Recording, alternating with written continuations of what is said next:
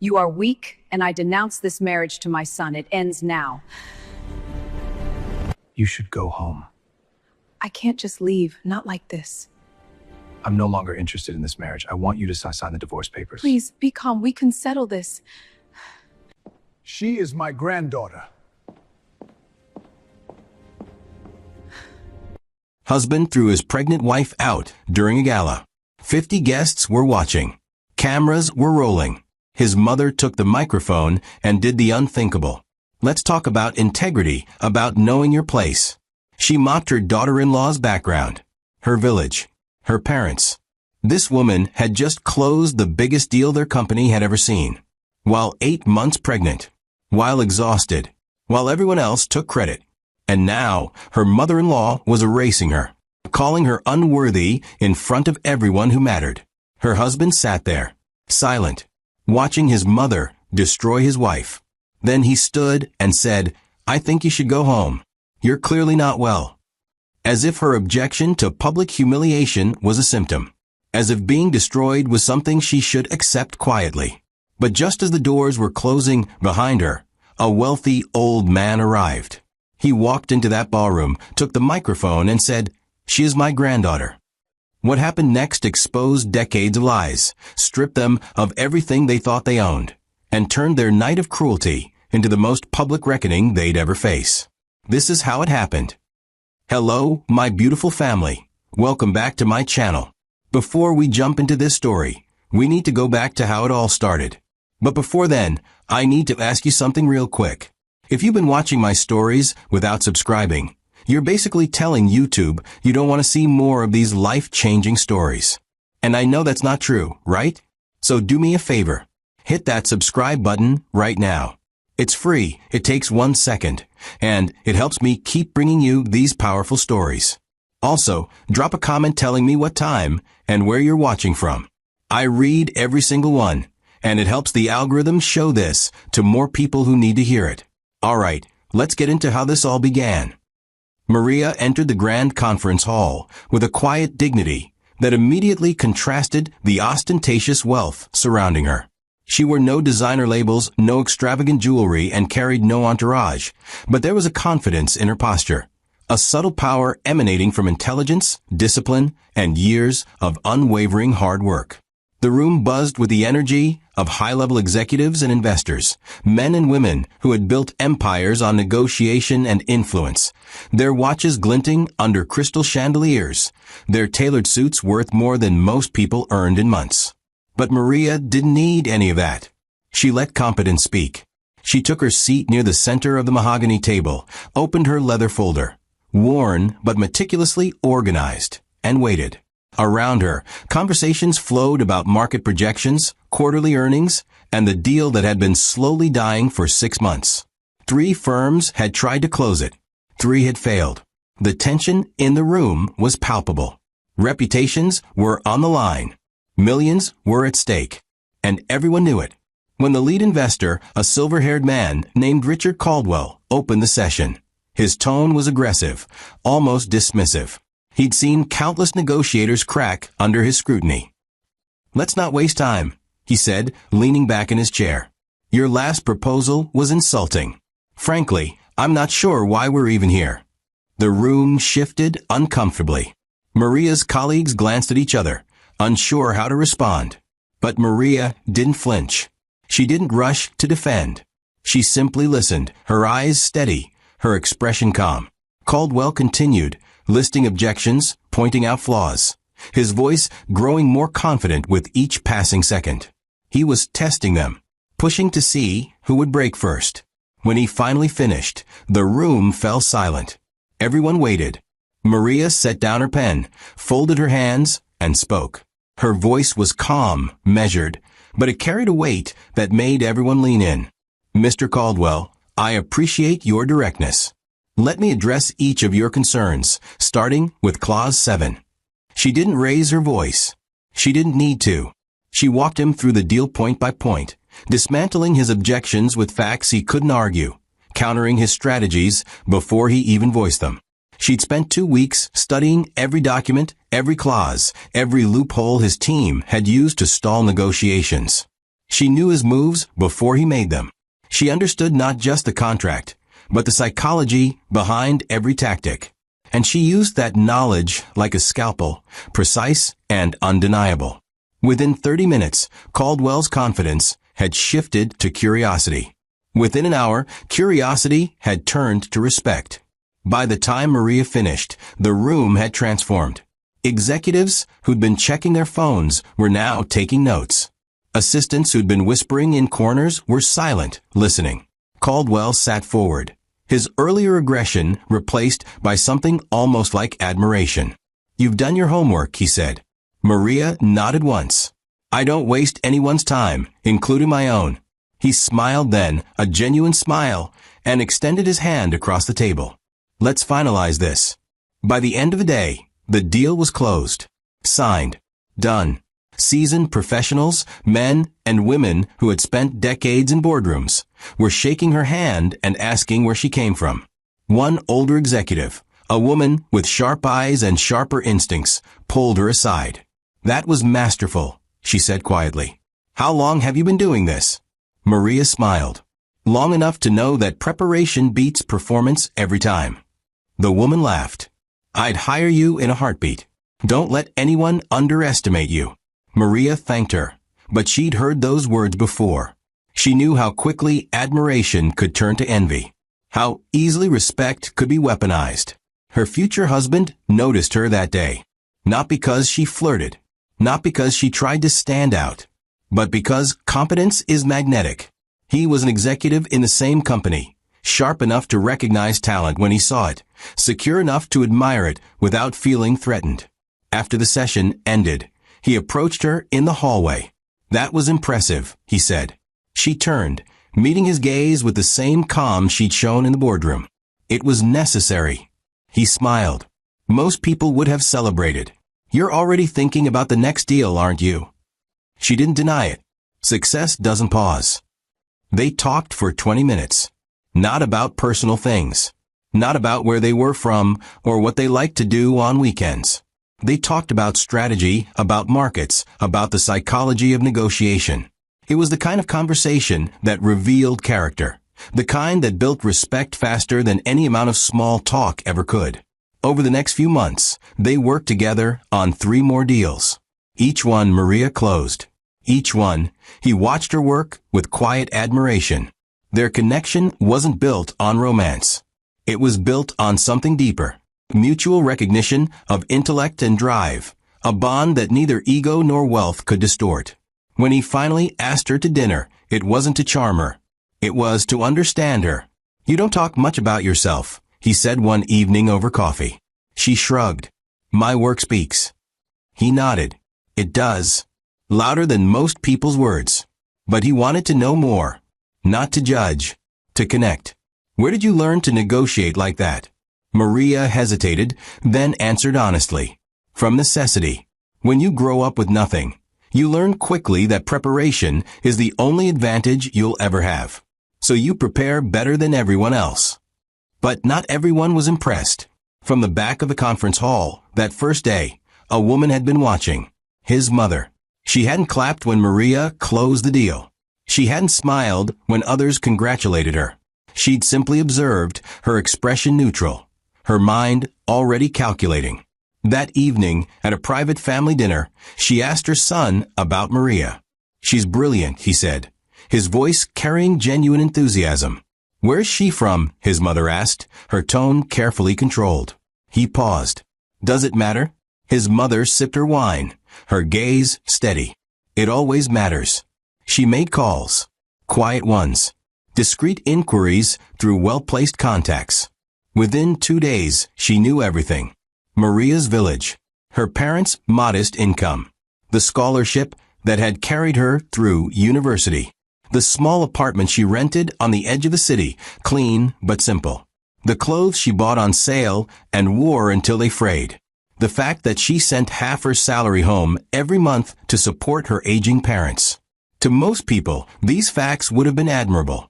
Evidence of character, of loyalty, of strength. But to Maria's future mother-in-law, they were proof of inadequacy. In her world, respect wasn't earned through work. It was inherited through bloodlines, through wealth accumulated over generations, through connections forged in elite circles. And in that world, Maria was an outsider. She always would be. The judgment had been passed before Maria ever set foot in the family home. The battle lines had been drawn before Maria even knew a war was coming. And the weapon of choice wasn't loud or obvious. It was something far more insidious. It was doubt delivered in whispers. It was humiliation wrapped in politeness. It was a slow, deliberate campaign to prove that Maria, no matter how brilliant, no matter how hardworking, would never truly belong. When Maria was first invited to the family home weeks later, she felt it immediately. The coldness. Not in the temperature. In the air. The estate was massive, intimidating in its elegance. Every detail designed to remind visitors of the wealth and power contained within its walls. The mother greeted her at the door with a smile that didn't reach her eyes. "Welcome," she said, the word sounding more like a warning than a greeting.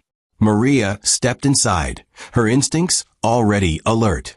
Dinner was served in a dining room that could have seated 20. Crystal glasses, silver cutlery, a table polished to a mirror shine. Maria's future husband sat beside her, his hand briefly squeezing hers under the table, a silent gesture of reassurance. But his mother sat across from them, her gaze sharp, assessing. The questions started small, polite, almost friendly. "That's a lovely dress, Maria. Where did you get it?" Maria answered honestly. "A boutique downtown. I've had it for a while." The mother's smile tightened just slightly. "Thrift." Maria kept her voice steady. "No, just smart shopping." A pause. Then the next question. "And your family, dear? What do they do?" Maria had expected this. She prepared for it. But preparation didn't make it easier. "My father worked in construction. My mother sold produce at the market." The mother nodded slowly, her expression unreadable. How humble. The word hung in the air like smoke, thick and choking. Maria felt the judgment in every syllable, the condescension wrapped in politeness. But she didn't react. She couldn't. Not here. Not yet. Her future husband tried to shift the conversation. Maria just closed the Garrison deal. Saved the company millions. His mother's expression didn't change. How efficient. It wasn't a compliment. It was dismissal. Cold. Final. As if Maria's greatest professional achievement was nothing more than a clerk filing paperwork. The rest of the dinner passed in painful politeness. Every question from his mother was a test. Every answer from Maria scrutinized. By the time they left, Maria's jaw ached from maintaining her composure, from smiling through thinly veiled insults, from enduring a judgment she'd done nothing to deserve. In the car, her future husband apologized. "She'll come around," he said, his voice hopeful. Maria didn't answer. She knew better. Women, like his mother, didn't come around. They dug in. They waited. They planned. But Maria had faced worse. She'd grown up in a place where survival required strategy, where every opportunity had to be fought for, where nothing was given and everything was earned. She'd learned early that silence was a weapon, that patience was power, that endurance outlasted aggression. So when she walked into that family home and felt the weight of judgment pressing down on her, she didn't break. She adjusted. She endured. She prepared. Because she knew something his mother didn't. Quiet strength, the kind built in poverty and sharpened by necessity, was more dangerous than any wealth. It didn't announce itself. It didn't need to. It simply outlasted everything else. And Maria was very, very good at outlasting. The seeds of war had been planted that night. Not with shouting, not with confrontation, but with a single, silent truth. His mother had decided Maria didn't belong. And Maria had decided she wouldn't leave. What happens when quiet dignity meets calculated cruelty? The answer would unfold slowly, deliberately, and with consequences no one in that room could have anticipated. From the very first evening in her husband's home, Maria sensed an undercurrent she could neither ignore nor confront directly. The mother-in-law, a figure of polished elegance, operated with the precision of a strategist. each word and gesture carrying the weight of unspoken judgment. 3 months had passed since the wedding. 3 months of smiles in public and insults behind closed doors. 3 months of watching her achievements systematically erased. The pattern was subtle at first. So subtle that Maria questioned whether she was imagining it. But women who've survived by reading between the lines don't imagine threats. They recognize them. At the weekly family dinners, Maria would arrive in her simple but neat dresses, always polite, always prepared to contribute to conversations about business and strategy. But before she could speak, her mother-in-law would interject with questions designed to remind everyone in the room of Maria's origins. "Maria, dear, how is your mother? Still at the market?" The question would come with a smile, delivered in a tone that sounded like concern but carried the sharp edge of condescension. Maria would answer calmly, "She's well, thank you. She's proud of her work." Her mother-in-law would nod slowly, that same controlled smile never wavering. Of course, hard work is so admirable, especially when one has no other options. The attacks were surgical, precise, designed to humiliate without being obvious enough to call out. One evening, as guests filled the living room for a business reception, Maria wore a dress she'd saved for months to buy. It was elegant, tasteful, and appropriate. But as she entered, her mother-in-law's eyes swept over her with barely concealed disdain. "Oh, Maria, that's different. Where did you find it?" Maria kept her voice steady. "A boutique on Fifth Avenue." Her mother-in-law's laugh was soft, almost sympathetic. "Well, it's certainly bold. Not quite what we usually wear to these events, but I suppose it works for you." The comment landed like a slap, quiet enough that most guests didn't notice, sharp enough that Maria felt it deep in her chest. Her husband, standing nearby, opened his mouth to say something, then closed it. He'd seen the exchange, but didn't know how to intervene without making it worse. Maria smiled, excused herself, and walked to the balcony. She stood there for 10 minutes, breathing slowly, reminding herself that reacting would only give her mother-in-law exactly what she wanted. This was the game. This was how power worked in this world. Not through loud confrontations, but through whispered judgments that accumulated like poison. But the cruelty didn't stop at words. At work, Maria continued to excel. She closed deals that others couldn't, identified opportunities that seasoned executives missed, and earned the respect of clients and colleagues. Yet somehow, when reports were filed and presentations were made, her contributions vanished. One afternoon, after Maria had spent 3 weeks negotiating a partnership with a European firm, her husband presented the deal to the board. He stood at the front of the conference room, outlining the strategy, explaining the terms, accepting congratulations. Maria sat in the back, watching. Not once did he mention her name. After the meeting, she approached him in his office. "Why didn't you mention my involvement?" she asked quietly. He looked up from his desk, genuinely confused. "I thought it was understood. Everyone knows we work together." Maria shook her head. "No, they don't. They think you did this alone." He sighed, rubbing his temples. "Does it really matter? We're married. Your success is my success." Maria felt something shift inside her. "It matters," she said softly. "Because when credit is taken without acknowledgement, it's not a partnership. It's theft." He stared at her, surprised by the directness. "You think I'm stealing from you?" She didn't answer immediately. Then, carefully, she said, "I think your mother is teaching you to see my work as something that belongs to you. And you're starting to believe it." He denied it, of course. But over the following weeks, the pattern continued. Maria would close deals, draft strategies, identify risks, and watch as her contributions were quietly attributed to others. Sometimes to her husband, sometimes to senior executives who hadn't been involved at all. And each time, when she tried to speak up, she was met with the same dismissive response. "You're being too sensitive. You're overthinking this. We're a team. Why does individual credit matter?" But it did matter. Because recognition wasn't about ego. It was about survival. In a world where respect determined influence, and influence determined power, being erased meant being vulnerable.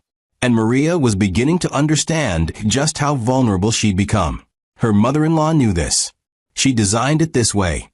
Every compliment Maria received from a colleague was quietly undermined in private conversations. Yes, she's quite capable, but she does require significant guidance. Every success was reframed as luck or support from others. Well, with the resources we've provided, anyone could have closed that deal. It was a masterclass in subtle destruction, so carefully executed that Maria couldn't fight it without seeming paranoid or ungrateful. Then came the pregnancy. Maria discovered she was expecting 3 months after the wedding. When she told her husband, his reaction was immediate and joyful. He held her close, promised her everything would be perfect, assured her that this baby would bring them even closer. But when they told his mother, the reaction was different. She smiled, of course. She said all the right words. How wonderful. A grandchild. But her eyes told a different story. To her, this wasn't a blessing. It was a complication. A pregnant woman couldn't work as hard, couldn't travel as easily, couldn't be discarded as quickly. And that made Maria more dangerous. Because a child meant permanence. It meant Maria wasn't just a temporary inconvenience that could be quietly removed. She was now tied to the family in a way that couldn't be undone. So the attacks shifted. They became more pointed, more deliberate. At a dinner party 2 weeks after the announcement, Maria's mother-in-law addressed a group of investors. We're so thrilled about the baby, of course. Though I do worry about how Maria will manage. Motherhood and career are such a difficult balance, especially for women who aren't used to having support systems. One of the investors, a woman in her 50s, raised an eyebrow. Maria seems incredibly capable. I'm sure she'll manage just fine. Maria's mother-in-law smiled sweetly. Oh, I'm sure she'll try. But reality can be quite different from ambition, can it? The comment hung in the air, subtle enough to sound like concern, sharp enough to plant doubt. Maria's husband, sitting beside her, reached for her hand under the table. But he didn't say anything. He didn't correct his mother. He didn't defend Maria. And in that silence, Maria understood something she'd been trying to deny. He was changing. The constant whispers, the subtle insinuations, the repeated suggestions that Maria was difficult, overly sensitive, or incapable of balancing work and family. They were working. Slowly, almost imperceptibly, his perception of her was shifting. He still loved her. She believed that. But love without trust was fragile. And trust, once poisoned, was almost impossible to restore. Have you ever watched someone you love start to see you through someone else's eyes? Over the next few weeks, the distance between them grew. Conversations that used to flow easily became stilted. He questioned her decisions more often. Are you sure you should be traveling this much? You're pregnant. Maybe you should let someone else handle this deal. You need to rest. My mother thinks you're pushing yourself too hard. Every concern sounded reasonable. Every suggestion seemed caring. But underneath, Maria heard the message clearly. You're not capable anymore. You're a liability. You need to step back. She tried to explain what was happening. One night, after another tense dinner, she confronted him directly. Your mother is manipulating you, she said. He looked at her, his expression a mix of frustration and disbelief. That's ridiculous. She's just worried about you. Maria shook her head. She's not worried about me. She's undermining me. Every chance she gets, she's planting doubts in your mind. He stood up, pacing the room. You're being paranoid. She's my mother. She wants what's best for us. Maria felt tears sting her eyes, but she refused to let them fall. Then why does she only say these things when I'm not around? Why does she question my abilities in front of investors? Why does she take credit for my work? He stopped pacing, his jaw tight. Because she's proud of this family. She's protective. And maybe, Maria, you're too proud to accept help. The words hit her like a physical blow. She stared at him, seeing for the first time how deeply the poison had spread. He didn't believe her. He believed his mother. The woman she'd married, the man who'd respected her intelligence and admired her strength, was disappearing. In his place was someone who saw her as fragile, difficult, and ungrateful. Maria didn't argue further. She simply nodded, left the room, and locked herself in the guest bedroom. That night, she cried for the first time since the wedding. Not because of the insults, not because of the stolen credit, but because she was losing her husband to a campaign of whispers she couldn't fight. And the worst part? He didn't even realize it was happening. Can cruelty disguised as concern destroy a marriage from the inside? Maria was about to find out. By the time Maria reached the midpoint of her pregnancy, the orchestrated isolation had become nearly unbearable. Her husband, once a staunch defender, had grown distant under the subtle influence of his mother. Whispers and insinuations replaced support. Doubt replaced trust. Distance replaced love. Maria could feel it in every conversation, every glance, every moment of silence that stretched too long between them. 6 months pregnant, carrying twins, the doctor said, and she'd never felt more alone. The morning sickness had been brutal in the first trimester, but she powered through, closing deals from her laptop while fighting nausea, answering client calls with a smile they couldn't see while her body betrayed her. But now, in the second trimester, the physical exhaustion was nothing compared to the psychological warfare. Her mother-in-law had perfected the art of the invisible attack. At a charity gala 3 weeks ago, Maria had worn a maternity dress she'd carefully selected, elegant but appropriate for her growing belly. She'd arrived with her husband, his hand briefly on her back as they entered, a gesture that felt more like obligation than affection. The room was filled with investors, colleagues, and socialites, all gathered to celebrate the company's quarterly success. Maria had been instrumental in that success, having closed 2 major deals that quarter alone, but as the evening progressed, she realized her name would never be mentioned. Her mother-in-law took the stage midway through the event, microphone in hand, her smile radiant under the spotlight. "I want to thank everyone for being here tonight," she began, her voice smooth and practiced. "This quarter has been exceptional for our company, thanks to the tireless work of our executive team." She went on to list names: her son, the CFO, the head of international relations. She praised their vision, their dedication, their strategic brilliance. Maria stood in the back of the room, one hand resting on her belly, listening to her own achievements being attributed to others. Not once was her name mentioned. Not once was her contribution acknowledged. When her husband took the stage to add his own remarks, Maria waited, hoping he would correct the record. But he didn't. He thanked his mother for her leadership, thanked the team for their support, and accepted congratulations with a humility that would have been admirable if it weren't built on lies. After the speeches, guests approached Maria with polite smiles. "You must be so proud of your husband," one woman said. Maria forced a smile. The whole team worked hard. Another guest, an older man who'd been in business for decades, leaned in. "Make sure you take care of yourself, dear. A woman in your condition shouldn't be worrying about work." The condescension was wrapped in concern, but Maria heard it clearly. "You're not capable anymore. You're just a pregnant wife now. Your value has expired." She excused herself and found a quiet corner near the balcony doors. Her husband found her there 20 minutes later. "You okay?" he asked, his voice careful. Maria didn't look at him. "Why didn't you mention me in your speech?" He shifted uncomfortably. "I thank the team. You're part of the team."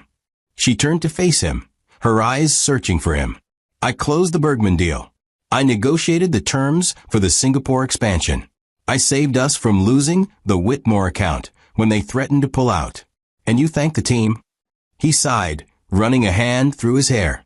"Maria, you're making this about ego. It's not. We're all working toward the same goal." She felt something break inside her, something she'd been holding together through sheer will. "It's not about ego. It's about respect. And you've stopped giving me any." He stared at her, frustration flashing across his face.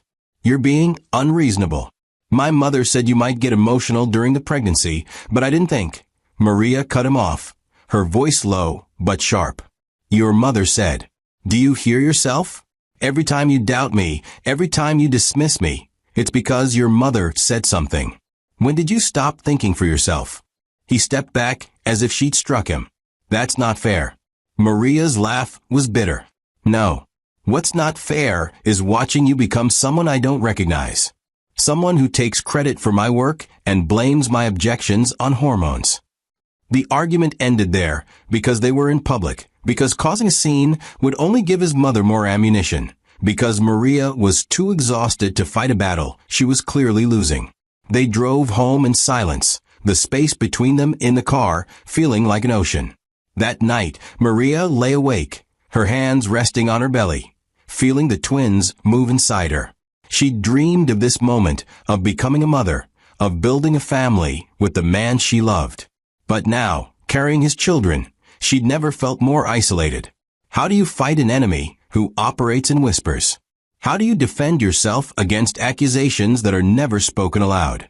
The next morning, at breakfast, her mother-in-law was already seated at the table when Maria came down. "Good morning, dear," she said sweetly. "Did you sleep well?" Maria poured herself tea, her movements careful and controlled. "Well enough." Her mother-in-law smiled. "I'm glad. You looked quite tired at the gala. Perhaps you're overextending yourself." Maria met her gaze directly. "I'm managing fine." Her mother-in-law's smile didn't waver. "Of course. But as a mother myself, I feel compelled to remind you that your first priority should be those babies. Work can wait. Your health cannot." The words sounded caring, maternal. But Maria heard the real message. Step back. Disappear. Let the men handle the important things. Maria set down her teacup with deliberate care. "My work is important. To me and to this company. I won't stop because it makes anyone uncomfortable." Her mother-in-law's eyes hardened just slightly, a crack in the pleasant facade. "I'm not suggesting you stop, dear. I'm suggesting you prioritize. Something many young women struggle with when they try to have it all." There it was. The subtle implication that Maria was selfish, that her ambition was a character flaw, that wanting both career and family made her somehow deficient. Maria stood, her chair scraping softly against the floor. "I've been prioritizing since the day I was born. I'll continue to do so without your guidance." She left the room before her mother-in-law could respond, but she felt the woman's gaze burning into her back. The war was no longer subtle. It was open, deliberate, and escalating. Over the following weeks, the isolation deepened. Colleagues who used to seek Maria's input started bypassing her, going directly to her husband instead. Meetings were scheduled without her knowledge. Emails she should have been copied on went to others. When she asked about it, she was told she needed to rest, that they didn't want to burden her, that her health was more important than any deal. But Maria knew better. This wasn't about her health. This was about erasing her, making her invisible, ensuring that by the time she gave birth, she'd be so far removed from the company's operations that coming back would be impossible. So she adapted. She started documenting everything. Every deal she closed, every strategy she developed, every contribution she made, she recorded meticulously in a private file on her laptop. Not for revenge, not to prove anything to anyone else, but to remind herself of the truth when everyone around her was trying to rewrite it. She worked from home more often now, partly because the office had become hostile territory, partly because her body demanded rest. But even at home, she wasn't safe from the psychological assault. Her mother-in-law would visit unannounced, always with some excuse, bringing groceries, checking on her health, offering unsolicited advice about pregnancy and motherhood. "You know, dear, when I was pregnant, I stopped working entirely," she said one afternoon, sitting in Maria's living room uninvited. "I focused on preparing for my son's arrival. It was the best decision I ever made." Maria looked up from her laptop where she'd been reviewing contracts. "I'm not you." Her mother-in-law's smile was patient, condescending. "No, you're not. But you're carrying my grandchildren. And I have a responsibility to ensure they're born healthy, which means ensuring their mother isn't stressed and overworked." Maria closed her laptop slowly. "Are you suggesting I'm a bad mother before my children are even born?" Her mother-in-law's expression shifted to shock, perfectly performed. "Of course not. How could you think such a thing? I'm only trying to help. But Maria saw through it. Every comment, every visit, every piece of advice was designed to undermine her confidence, to make her question herself, to isolate her further from her husband and from any support system she might have had.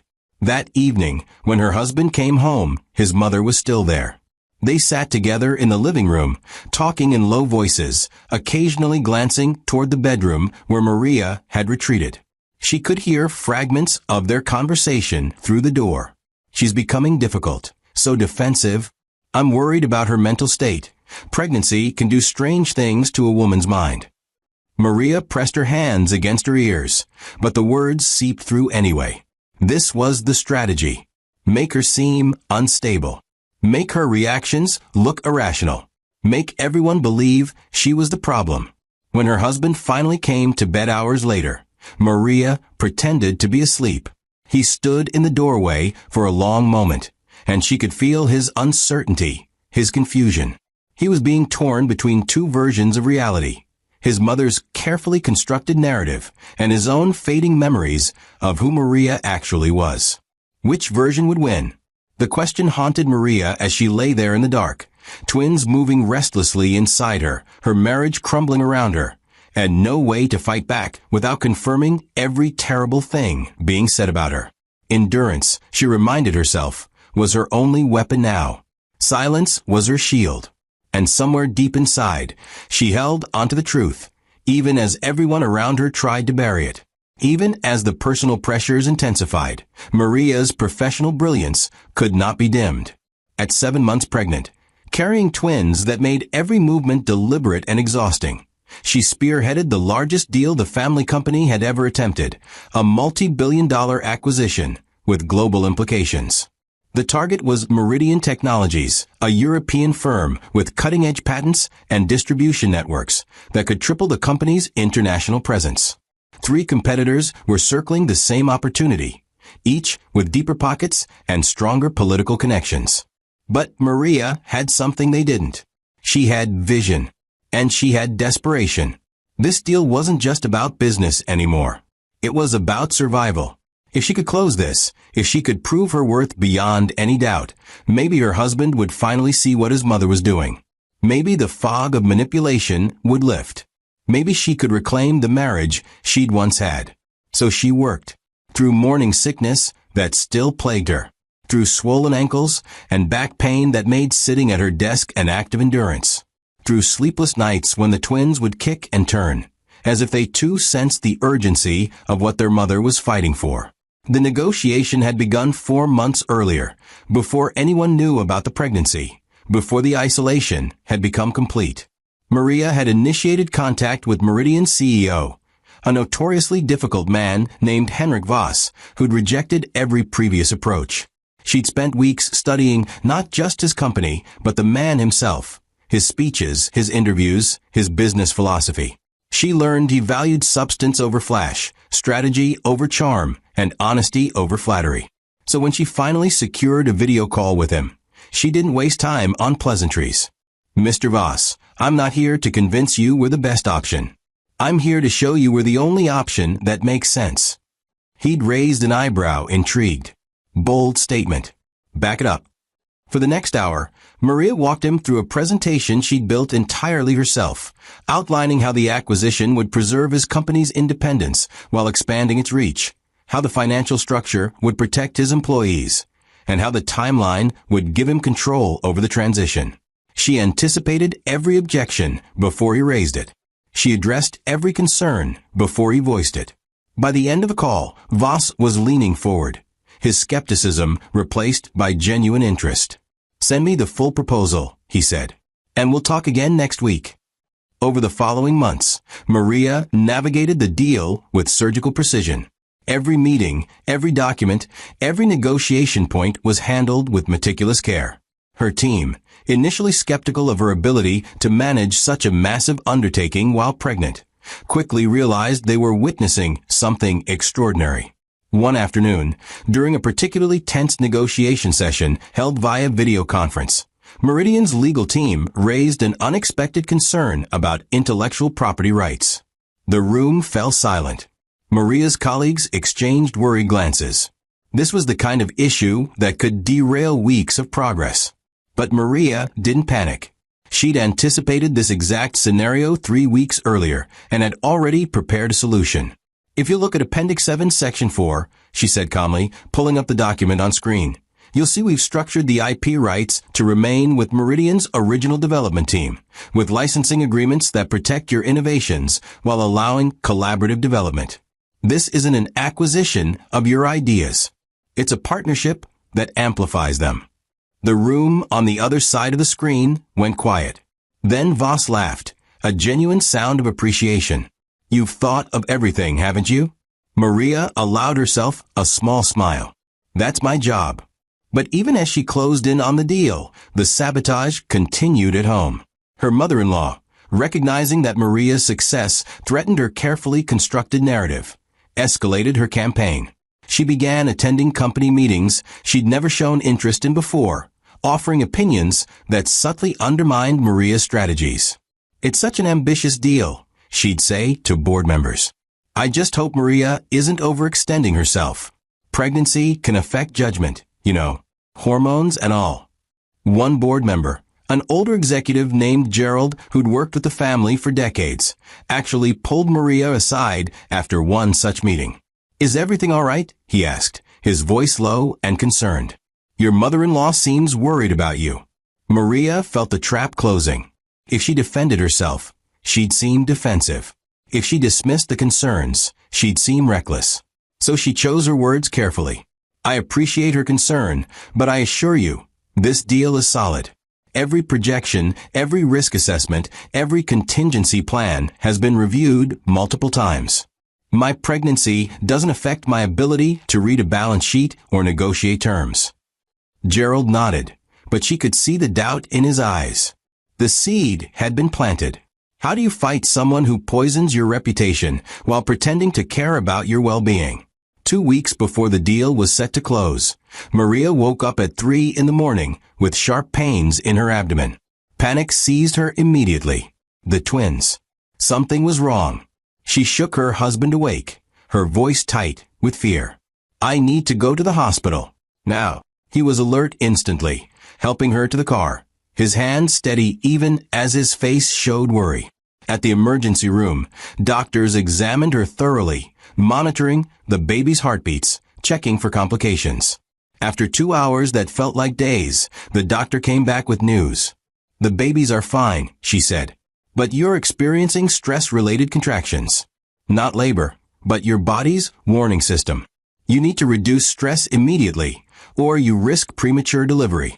Maria closed her eyes, relief and frustration washing over her in equal measure. The doctor continued, her tone gentle but firm. "I'm recommending modified bed rest. No travel. Limited work hours. Your body is telling you it's reached its limit."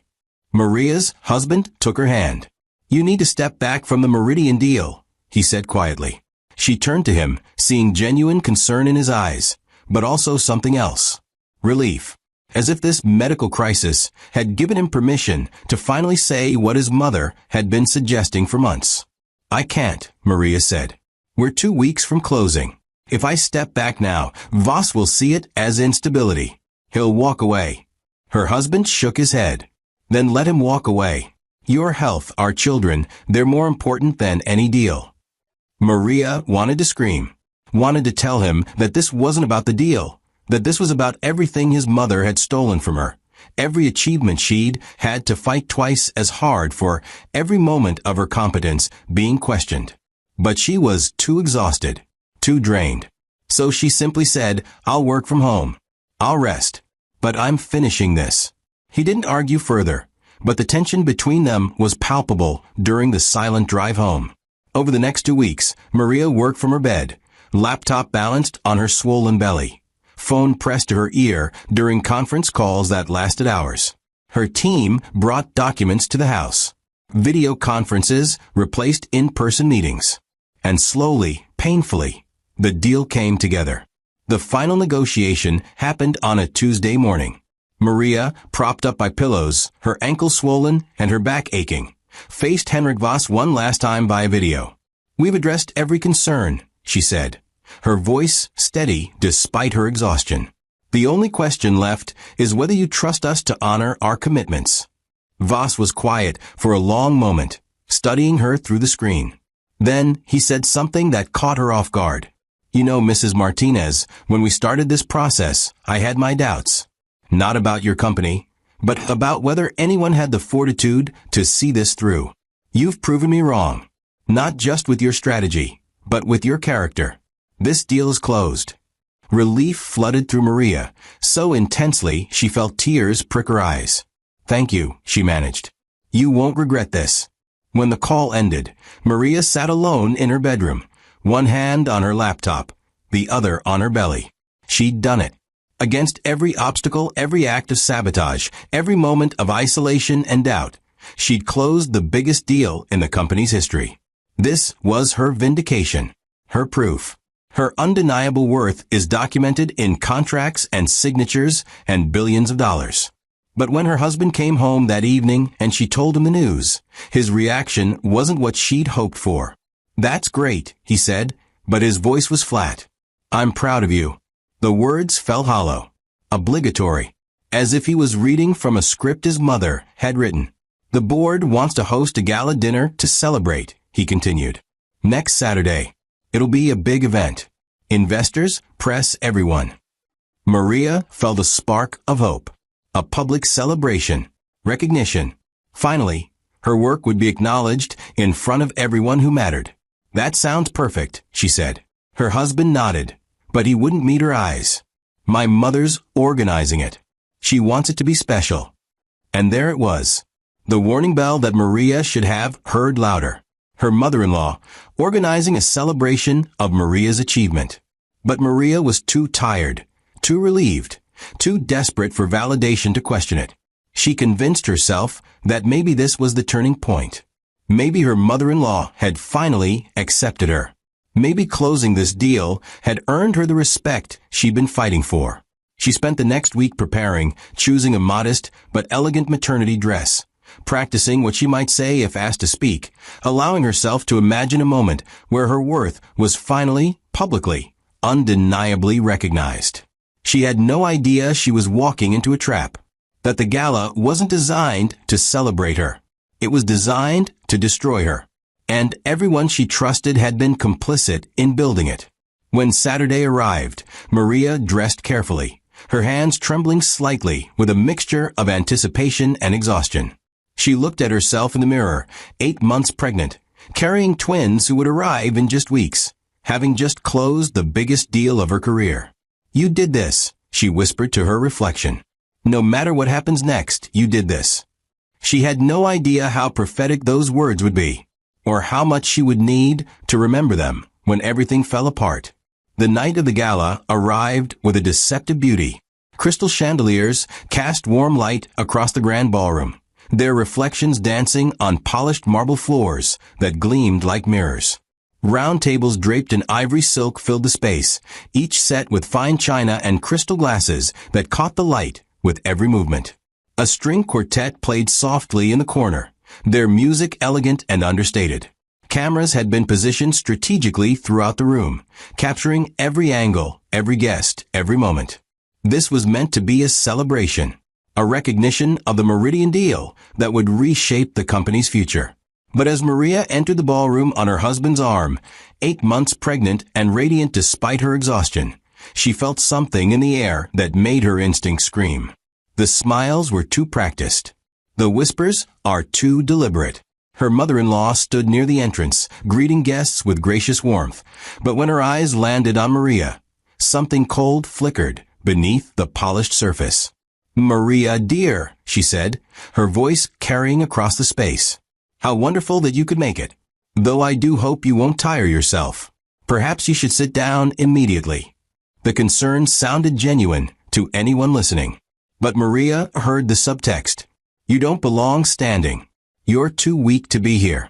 You should disappear. Maria smiled, her hand resting protectively on her belly. I'm fine, thank you. I wouldn't miss this for anything. Her mother-in-law's smile tightened imperceptibly. Of course.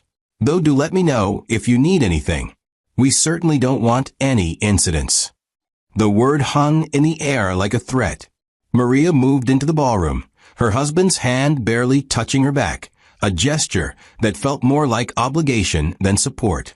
Guests approached them, offering congratulations, though Maria noticed most directed their comments to her husband. "Brilliant work on the Meridian deal," one investor said, shaking his hand enthusiastically. "You've secured the company's future for decades." Maria waited for her husband to correct him, to acknowledge her role. But he simply smiled and said, "Thank you." It was a team effort. A team effort. As if Maria's months of sleepless nights, strategic brilliance, and relentless negotiation were just background noise in someone else's symphony. She felt something crack inside her chest, but she kept smiling, kept nodding, kept playing the role of the supportive wife, because what else could she do? Throughout dinner, the pattern continued. Executives praised her husband's vision. Board members toasted his leadership. Colleagues congratulated him on his strategic acumen. And Maria sat beside him, invisible, her contribution to the biggest deal in company history erased with surgical precision. Then, as dessert was being served, her mother-in-law stood and made her way to the microphone positioned at the front of the room. The string quartet fell silent. Conversations dimmed. Every eye in the room turned toward her. "Good evening, everyone," she began, her voice warm and commanding. "I want to thank you all for joining us tonight to celebrate a momentous achievement for our company." Applause rippled through the room. Maria's hands remained in her lap, her heart beginning to race with an anxiety she couldn't name. Her mother-in-law continued, her tone measured and practiced. "The Meridian acquisition represents years of strategic planning, careful negotiation, and bold vision. It's a testament to the leadership that has guided this company through challenging times." She paused, her gaze sweeping the room before landing deliberately on Maria. "But tonight, I think it's important we address something that's been on my mind. Something about integrity, about truth, and about the values that define our family and our business." The room went completely silent. Maria felt her husband shift beside her, confusion and concern flickering across his face. What was happening? Her mother-in-law's expression remained pleasant, but her next words were delivered with the precision of a blade. "You see, success in business requires not just intelligence, but character. It requires humility, and it requires understanding one's true place in the larger picture." Maria's stomach dropped. This wasn't a celebration. This was an execution. "When someone joins our family," her mother-in-law continued, her voice growing slightly harder, "we welcome them with open arms. We provide opportunities, resources, and support. We ask only for honesty and gratitude in return." She paused, letting the words settle over the room like fog. But sometimes people forget where they came from. They forget the help they received.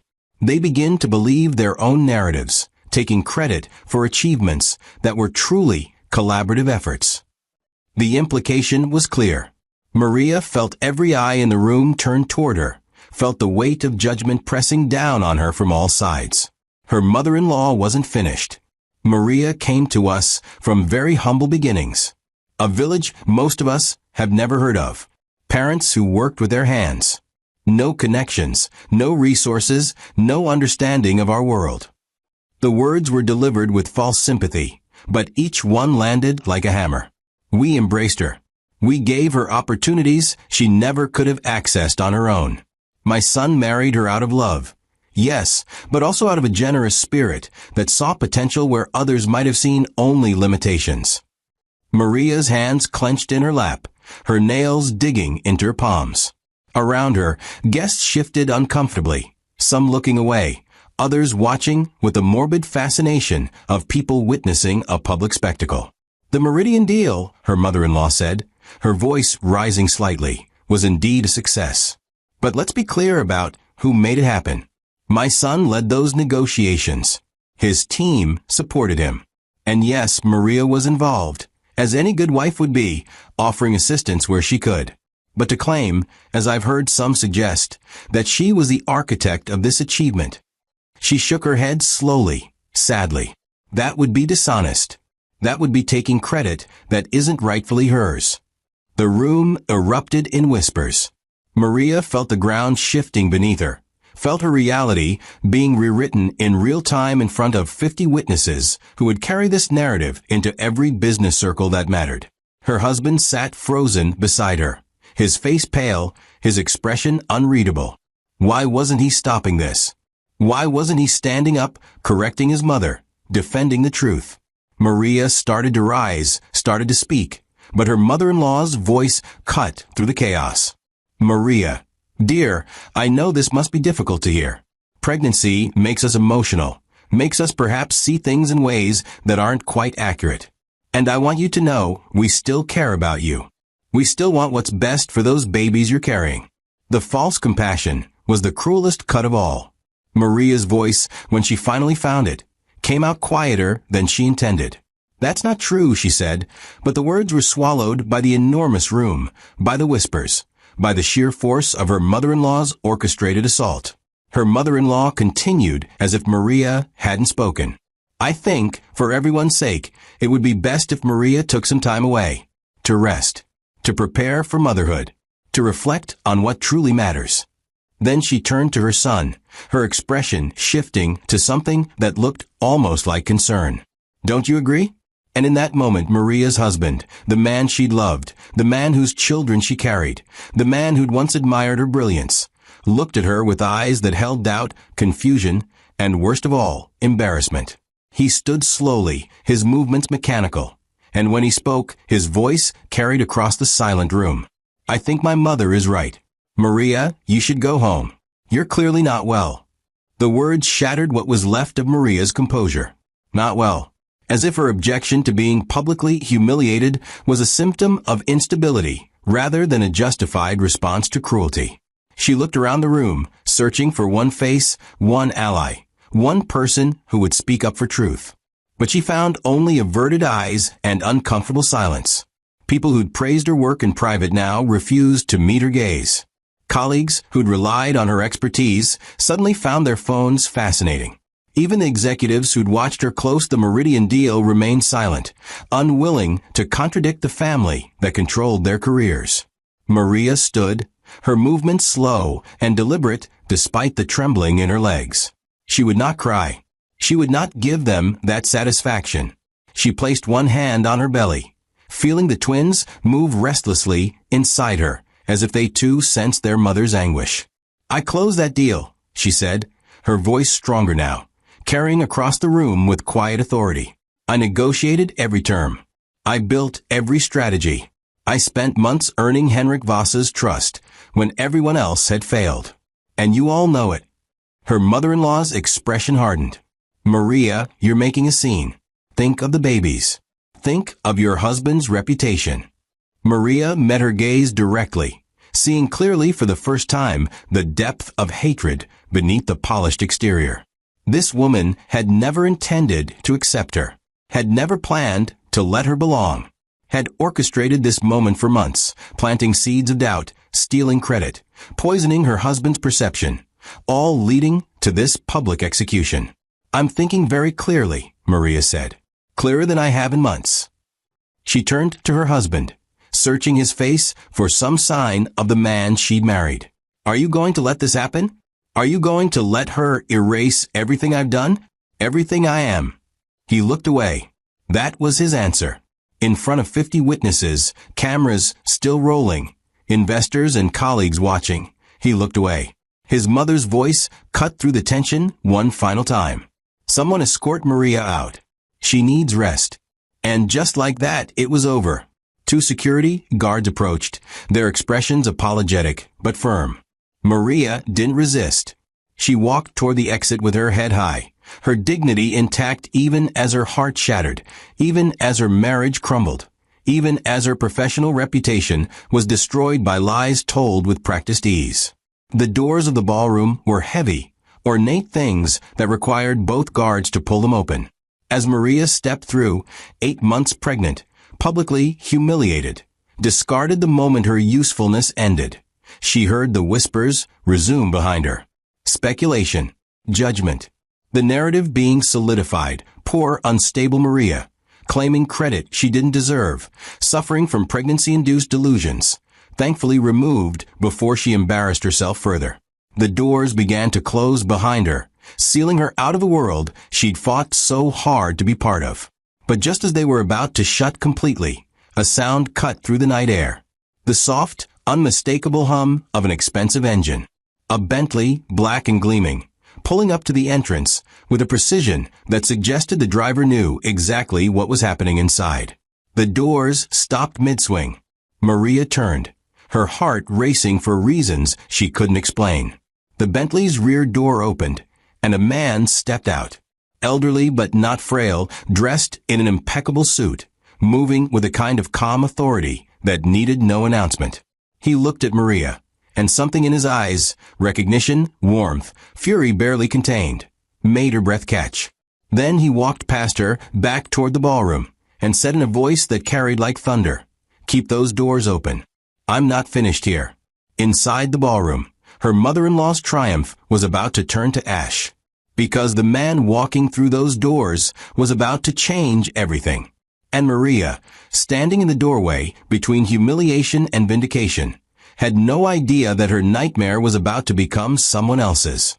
The elderly man walked into the ballroom with a presence that demanded attention without asking for it. The string quartet fell silent mid-note. Conversations died mid-sentence. Even the servers froze, champagne bottles suspended in mid-pour. This wasn't the presence of wealth. Half the room was wealthier than most small countries. This was something different, something deeper. Moral authority, the kind that came from decades of building empires, not through manipulation, but through integrity. His suit was perfectly tailored, but understated. His shoes were expensive, but worn with the comfort of someone who didn't need to prove anything. His silver hair was combed back neatly, and his eyes, sharp, assessing, missing nothing, swept across the room with the calm judgment of a man who'd seen every game played and won most of them. Maria's mother-in-law, still standing at the microphone, stiffened visibly. Her practiced smile faltered for just a fraction of a second, but it was enough. She recognized him, and she was afraid. The man moved through the room deliberately, his gaze taking in the uncomfortable faces of guests who suddenly found their shoes fascinating, the cameras still positioned to capture everything, and finally Maria standing in the doorway, behind him, pregnant and humiliated, but still standing. When he reached the front of the room, he stopped directly in front of Maria's mother-in-law. The height difference was minimal, but somehow he seemed to tower over her. "I believe you're finished with that," he said quietly, gesturing to the microphone. His voice wasn't loud, but it carried effortlessly across the silent ballroom. Maria's mother-in-law's hand tightened on the microphone. "I'm sorry, but this is a private family event. I don't believe you were invited." The man's expression didn't change, but something in his eyes sharpened. "No, you're right. I wasn't invited to watch my granddaughter be humiliated in front of people who owe their careers to her brilliance. But I'm here now." The word hit the room like a physical force. "Granddaughter." Whispers exploded across the ballroom. Heads turned toward Maria, then back to the man, then to Maria's mother-in-law, whose face had gone pale beneath her carefully applied makeup. "That's impossible," she said, but her voice wavered.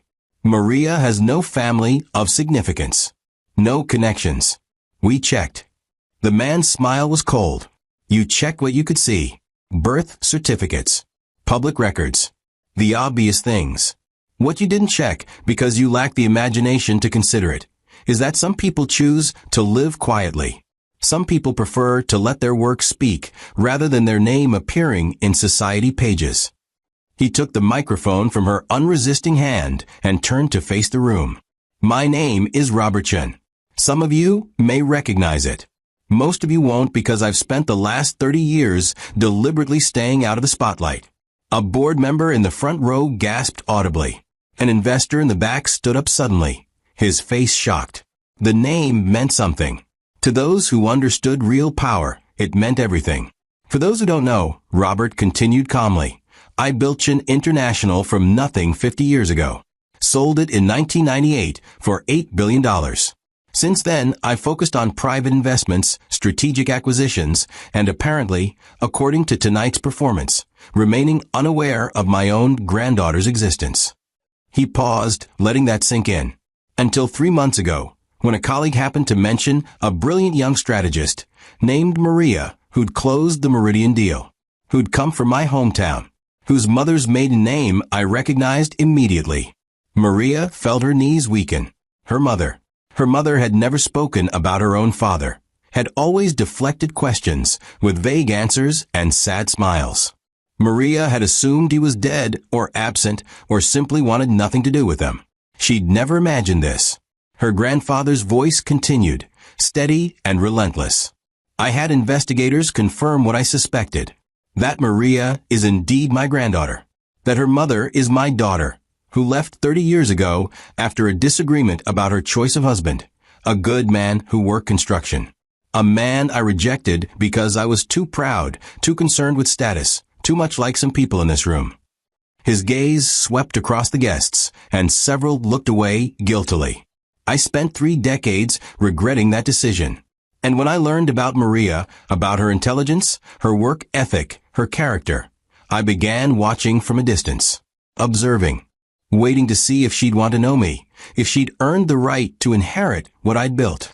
He turned to look directly at Maria's mother-in-law, and what I witnessed was a systematic campaign to destroy her. Not physically, not obviously, but psychologically. A campaign so carefully orchestrated that even her own husband couldn't see it for what it was. Maria's husband stood abruptly, his chair scraping loudly against the marble floor. That's not true. My mother was only concerned. Robert cut him off with a look. Concerned? Is that what you call taking credit for her deals? Erasing her contributions? Poisoning your perception of her with carefully placed doubts? Tell me, young man, who actually negotiated the Meridian acquisition. The question hung in the air. Maria's husband's mouth opened, then closed. His face flushed with the sudden realization of truth he'd been avoiding for months. We worked together. Robert's expression was almost pitiful. No, you didn't. Maria did 90% of that work. You know it. Your team knows it. Henrik Voss certainly knows it. He told me himself last week that he almost walked away 3 times, and each time it was Maria's strategic brilliance that brought him back. The room erupted in whispers again. An older executive, Gerald, who'd questioned Maria's judgment weeks earlier, stood up. If what you're saying is true, Robert turned toward him, his voice hardening. Do you doubt me? I have emails, recorded calls, documented contributions. I've spent 3 months gathering evidence, while I watched my granddaughter be dismantled piece by people who should have been supporting her. He pulled a tablet from his assistant, who'd appeared silently beside him, and with a few taps, the ballroom's projection screens flickered to life. Emails appeared, time-stamped documents, video conference recordings, all showing Maria's work on the Meridian deal, her strategies, her negotiations, her solutions to problems that had stumped everyone else. The evidence was undeniable, overwhelming, and damning. Maria's mother-in-law tried to speak, her voice shrill. This is absurd. Those documents could be fabricated. You can't just walk in here, and Robert turned to her, and his voice, though quiet, carried the weight of absolute authority. I'm not finished. Because, you see, the Meridian deal isn't the only lie you've been living. He tapped the tablet again, and new information appeared on the screens. Corporate documents, ownership papers, legal agreements that made several board members lean forward, squinting at the details. This company, Robert said, his voice carrying across the stunned silence, the one you've been running like your personal kingdom, doesn't actually belong to you. It belongs to me. The ballroom exploded. Guests stood, some shouting questions, others demanding explanations. Board members stared at the screens in disbelief. Maria's mother-in-law stumbled backward, her hand reaching for a chair to steady herself. That's impossible, she whispered. My late husband built this company. It's been in our family for... Robert's voice cut through the chaos like a knife. Your late husband built this company with my money, with a loan he took 30 years ago when I was still speaking to my daughter. A loan that was never repaid. A loan that, according to the contract he signed, gave me controlling interest if payment wasn't made within 25 years. He paused, letting the timeline sink in. That deadline passed 3 years ago. I've owned this company for 3 years. The house you live in, the cars you drive, the lifestyle you flaunt, all of it exists because I allowed it to. Because I was waiting to see if you were worthy of the responsibility. Maria's husband looked like he'd been struck. My father never mentioned any loan. There's nothing in his records. Robert's expression was almost sympathetic. Your father kept many secrets, and your mother has been very careful to hide the truth. But the documents are all legal, all registered, all undeniable. I am the majority owner of this company, and as of tonight, I'm taking active control. The room fell into stunned silence.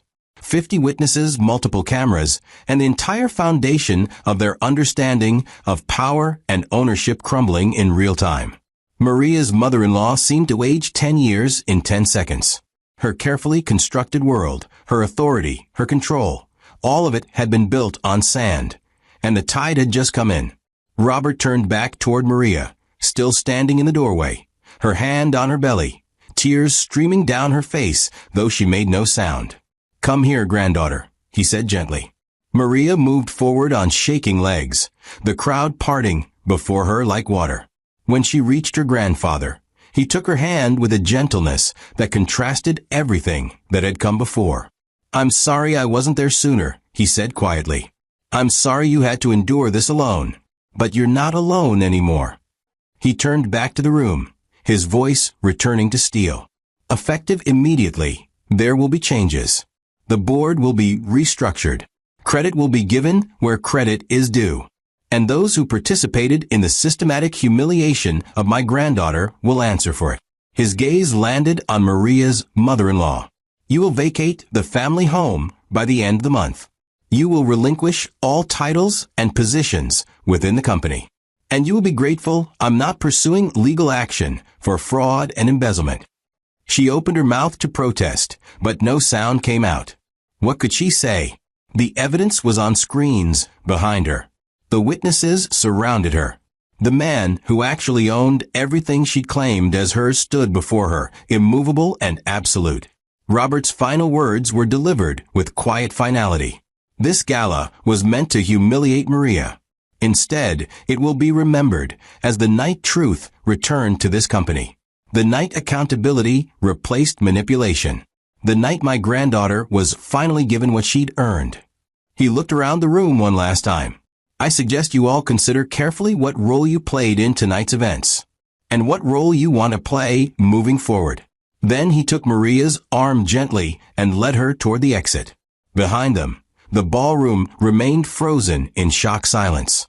50 people who'd watched a woman be destroyed were now watching her grandfather dismantle an empire built on lies. And every single one of them was wondering the same thing. How did we not see this coming? How long had he been watching? And what happens now? The night of humiliation had become something else entirely. A reckoning. And it was far from over. Robertson didn't leave the ballroom immediately.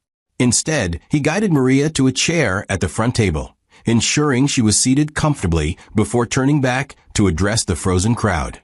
His assistant, a sharp-eyed woman in her 40s, had already set up a laptop connected to the projection screens. What came next would strip away every remaining layer of deception, leaving nowhere for the guilty to hide. I know you're all in shock, Robert said, his voice measured. But we're not finished. Because what happened tonight wasn't spontaneous cruelty. It was the culmination of months of calculated sabotage. And I have proof of every single step. He nodded to his assistant, and the screens flickered to life again. This time, they showed emails. Dozens of them. The first was dated 8 months earlier, 2 weeks after Maria's wedding. From Maria's mother-in-law to the head of human resources. Please ensure all project credits for Maria Martinez are listed under team contributions rather than individual achievements. We want to emphasize collaborative success. The next email was to the CFO. When preparing quarterly reports, highlight my son's leadership in closing deals. Maria's involvement should be noted as support staff. Then another, this one to a board member. I'm concerned about Maria's emotional stability. Pregnancy can affect judgment. Perhaps we should limit her access to critical decisions. Each email appeared on screen with timestamps, recipients, and context. Each one revealed a systematic effort to erase Maria's contributions while appearing concerned for her well-being.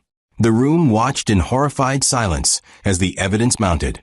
Gerald, the executive who'd questioned Maria weeks earlier, stood abruptly. I received that email, he said, his voice shaking. I thought it came from genuine concern. I had no idea it was part of a larger pattern. Robert's gaze was unforgiving. Ignorance isn't innocence, Gerald. You chose to believe negative assumptions about a woman who'd proven her competence repeatedly. That says more about your biases than her capabilities. Gerald sat down heavily, his face ashen. But Robert wasn't done. The next screen showed financial records. Company accounts with irregular transfers. Bonuses paid to executives for deals they hadn't closed. Credit given to teams that hadn't existed. And in every case, the real work had been done by Maria, while others collected rewards.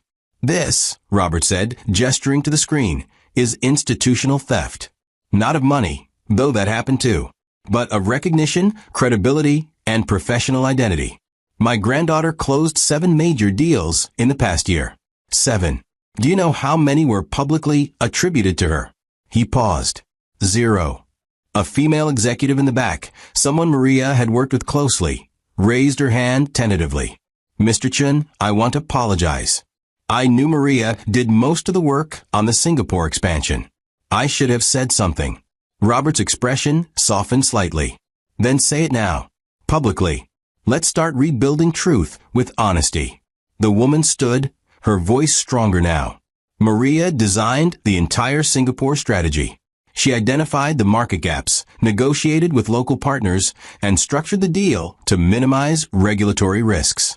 I signed the documents, but it was her work. Completely. Another voice joined from across the room. A junior analyst. The Bergman deal too. Maria spent 3 weeks analyzing their financial vulnerabilities. When they tried to back out, she knew exactly which pressure points to use because she'd done the research no one else bothered with. One by one, voices began to rise. Colleagues who'd stayed silent out of fear or career preservation now spoke up, each testimony adding weight to the undeniable truth. Maria had been the engine driving the company's success, while credit flowed upward to those who'd contributed nothing but their names. Maria's husband stood frozen, watching his understanding of reality crumble with each revelation. He turned toward his mother, his voice barely audible. Did you do this? All of it.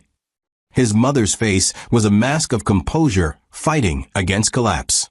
I was protecting you, protecting our family's reputation. She was taking credit that should have been yours. You're my son, you deserve. Robert's voice cut through her justification like a blade. He deserves nothing he didn't earn. And neither do you. He nodded to his assistant again, and a new document appeared on screen. This one made several people gasp audibly.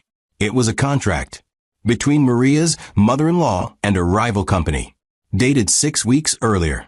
The terms were clear. In exchange for insider information about the Meridian deal, she would receive a consulting position and substantial compensation once the rival company successfully poached the acquisition. He didn't just sabotage Maria, Robert said, his voice colder than before. You betrayed your own company. You sold confidential information to competitors. That's corporate espionage. That's criminal. Maria's mother-in-law stumbled backward, her hand gripping the edge of the table. That's not what it looks like. They approached me. I was gathering intelligence on them, not. Robert's laugh was harsh and brief. Don't insult everyone's intelligence further. The paper trail is clear.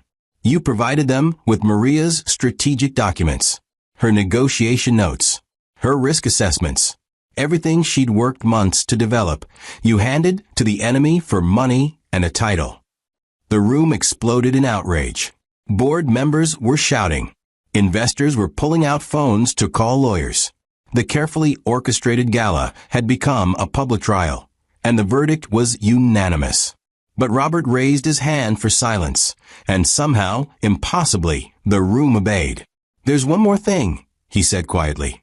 "Something I think Maria should hear, directly." He turned to face his granddaughter, his expression softening with something that looked like pain and pride mixed together.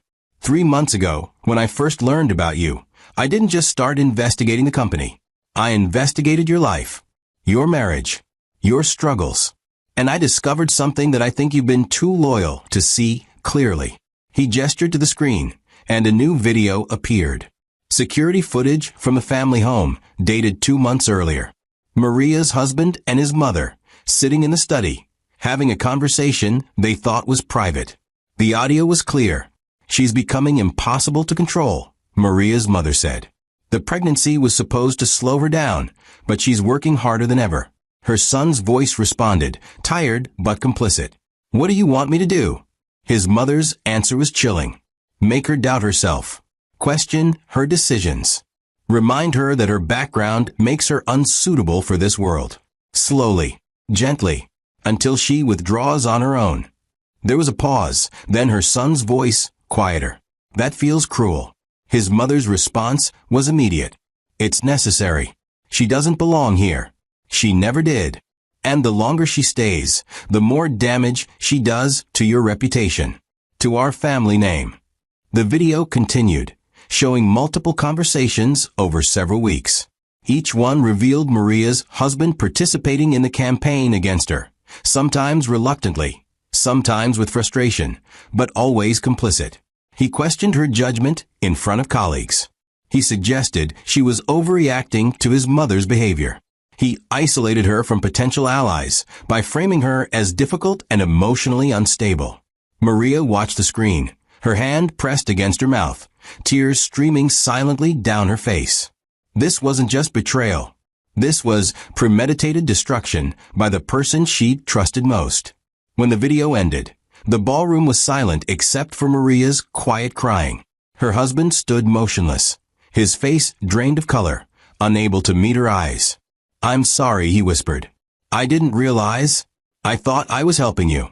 I thought." Maria's voice, when she finally spoke, was steady despite her tears. "You thought your mother's version of me was more real than the woman you married.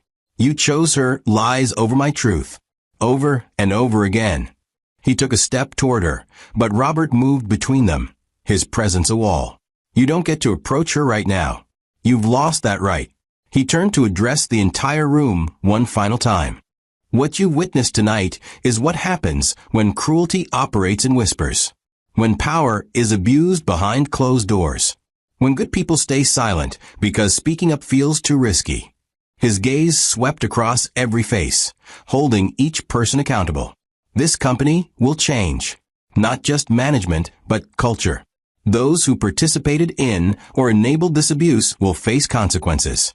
Those who stayed silent will need to decide if they have the courage to speak up next time. Because there will be a next time. There's always a next time." He helped Maria to her feet, his arms supporting her as exhaustion and emotional devastation threatened to overwhelm her. "We're leaving now," he said. "My lawyers will be in touch with all relevant parties. The board meeting is scheduled for Monday morning. Attendance is mandatory." As Robert guided Maria toward the exit, a voice called out from the crowd. Henrik Voss, the CEO of Meridian Technologies, had been sitting quietly in the back, observing everything. He stood now, his expression unreadable. "Mr. Chun, if I may." Robert stopped, turning. Voss walked forward, his gaze fixed on Maria. "I came tonight because I was told this gala was to honor the Meridian deal. Instead, I watched attempted character assassination." He pulled out his phone, tapped a few times, then looked at Maria directly. "I'm sending you something. An email I received 4 weeks ago from Mrs. Martinez's mother-in-law, suggesting that the deal was unstable because you were emotionally compromised by pregnancy. She recommended I consider renegotiating with more stable leadership." The room went dead silent. Voss continued, his voice hard. "I ignored it because I'm not an idiot. I know exactly who I negotiated with. I know who earned my respect. And it certainly wasn't anyone in this family except Maria. He turned to the crowd. For the record, and I hope those cameras are still recording, the Meridian acquisition happened because of Maria Martinez's strategic brilliance, her integrity, and her relentless work ethic. Anyone who tells you differently is either ignorant or lying.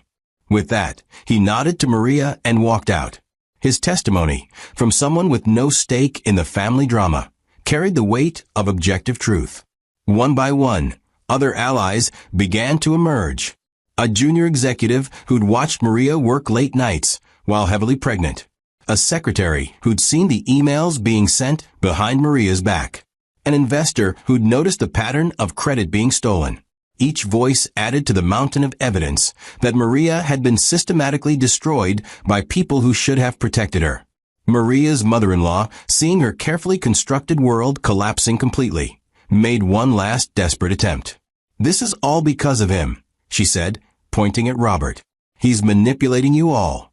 He wants to take control of my family's company using his granddaughter as an excuse."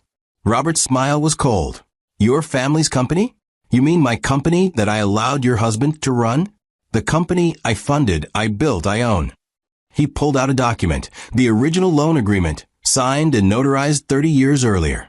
"This isn't manipulation. This is accountability. Something you've avoided your entire life." He handed the document to a board member in the front row. "Verify it if you want. Call my lawyers. Check the records. But we both know what you'll find." The board member scanned the document, his eyes widening. He looked up at Maria's mother-in-law with undisguised contempt. "It's legitimate. Every word he said is true." And with that, the last pillar supporting her illusion of power crumbled.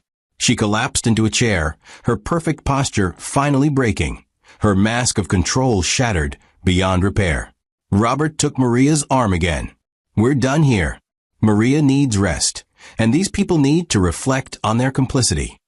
As they walked out, the ballroom behind them erupted in chaos.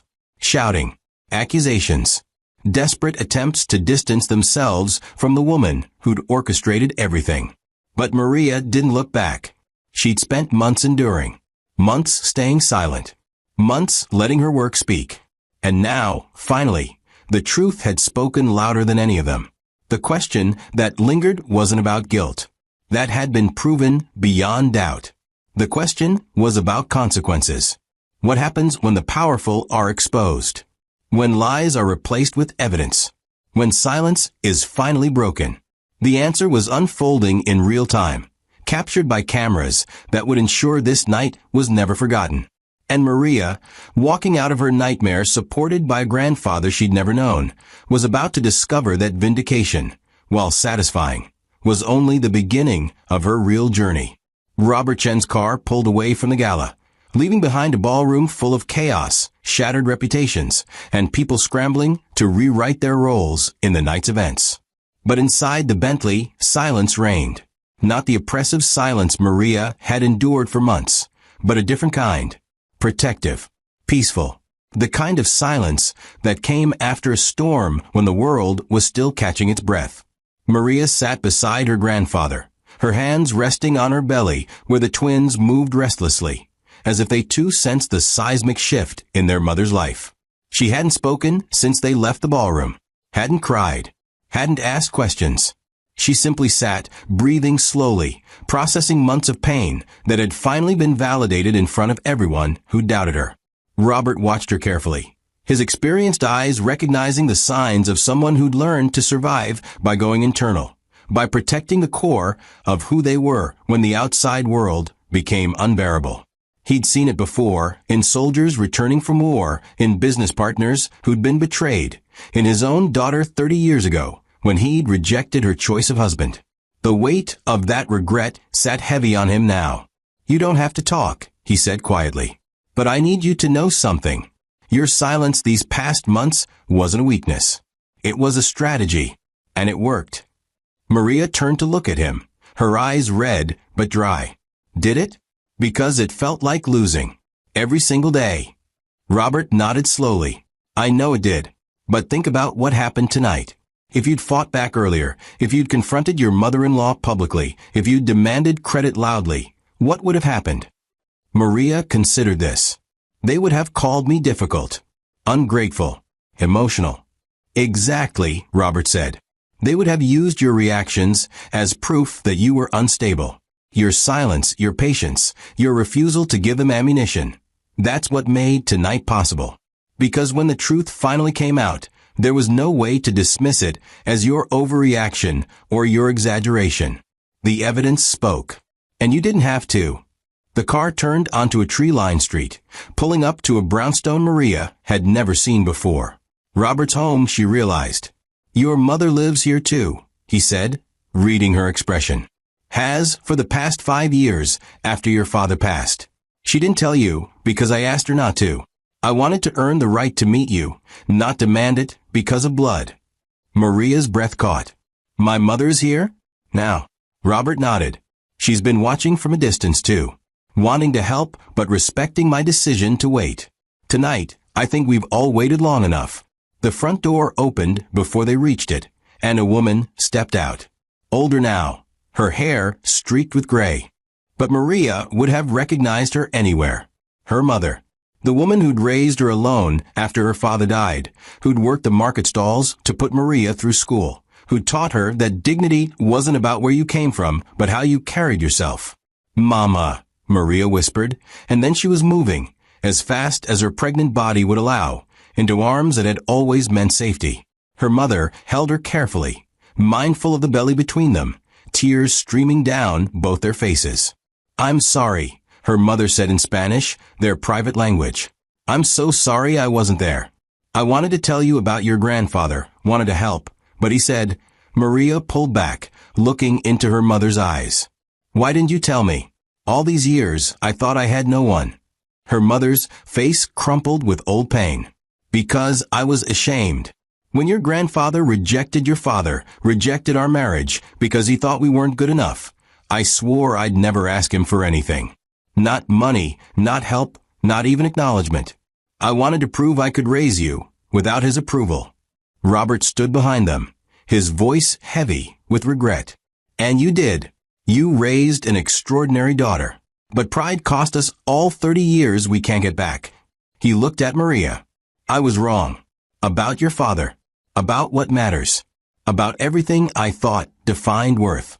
Your father was a better man than I'll ever be. He loved your mother completely. Worked himself to exhaustion to provide for you. And I threw that away because of numbers in a bank account. Maria felt the weight of generational pain, of pride and prejudice and lost time that couldn't be recovered. But she also felt something else. The possibility of healing, of choosing differently than those who came before. What happens now, she asked. Robert gestured toward the house. Now you rest. You're safe here. Your mother's been preparing a room for you and the twins.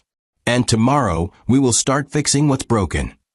Inside, the brownstone was warm and lived in, nothing like the cold mansion Maria had been slowly suffocating in. Family photos lined the walls. Pictures of her mother, of Maria as a child that her mother must have shared, of her father whose smile she'd inherited. This was a home, not a showcase. A place where people lived and loved and made mistakes and forgave each other. Her mother guided her to a bedroom that had been carefully prepared. A crib stood in the corner, already assembled. Baby clothes were folded neatly on a dresser. A rocking chair sat by the window. You did all this? Maria asked, her voice breaking. Her mother nodded. I've been preparing for months. Your grandfather told me about the twins, about what you were going through. Every day, I wanted to show up at that house and drag you out. But he said you needed to see it through yourself, that intervening too early would make things worse. She helped Maria sit on the bed. I hated every minute of waiting. But he was right. You needed proof, evidence. Not just a mother's word that you were being abused. Maria lay back against the pillows, exhaustion finally catching up with her. I don't know what to do. About my husband. About the company. About any of it. Her mother smoothed her hair, a gesture from childhood that still brought comfort. Tonight, you don't do anything. Tonight, you rest. Tomorrow we will make plans. As her mother left the room, Robert appeared in the doorway. May I? He asked, and Maria nodded. He sat in the rocking chair, looking older now than he had at the gala, the weight of the evening settling on him. I need to tell you something about your husband, he said carefully. Maria tensed. I saw the videos. I know what he did. Robert nodded. You saw him participate in your destruction. What you didn't see was the 3 times he almost stopped it. The moments when he questioned his mother's narrative. The nights he couldn't sleep because something felt wrong, but he couldn't articulate what. He leaned forward. I'm not excusing him. What he did was unforgivable, but I've spent months watching him be manipulated, and I recognize the pattern because I did the same thing to your mother 30 years ago. I let other people's prejudices override my own judgment. I chose comfort over truth. Maria's jaw tightened. Why are you telling me this? Robert's expression was painful. Because I want you to make a choice I didn't get to make. Your mother never gave me a chance to apologize, to make things right. She cut me off completely, and she was right to do it. But we lost 30 years because of my pride and her justified anger. I don't want that for you. He stood, moving toward the door. What your husband did was wrong. But whether he gets a chance to understand that, to change, to earn your forgiveness, that's your choice. Not mine. Not your mother's. Yours. And whatever you decide, I'll support it. After he left, Maria lay in the darkness, her hands on her belly, feeling the twins move. For months, she'd been so focused on survival that she hadn't let herself think about what came after.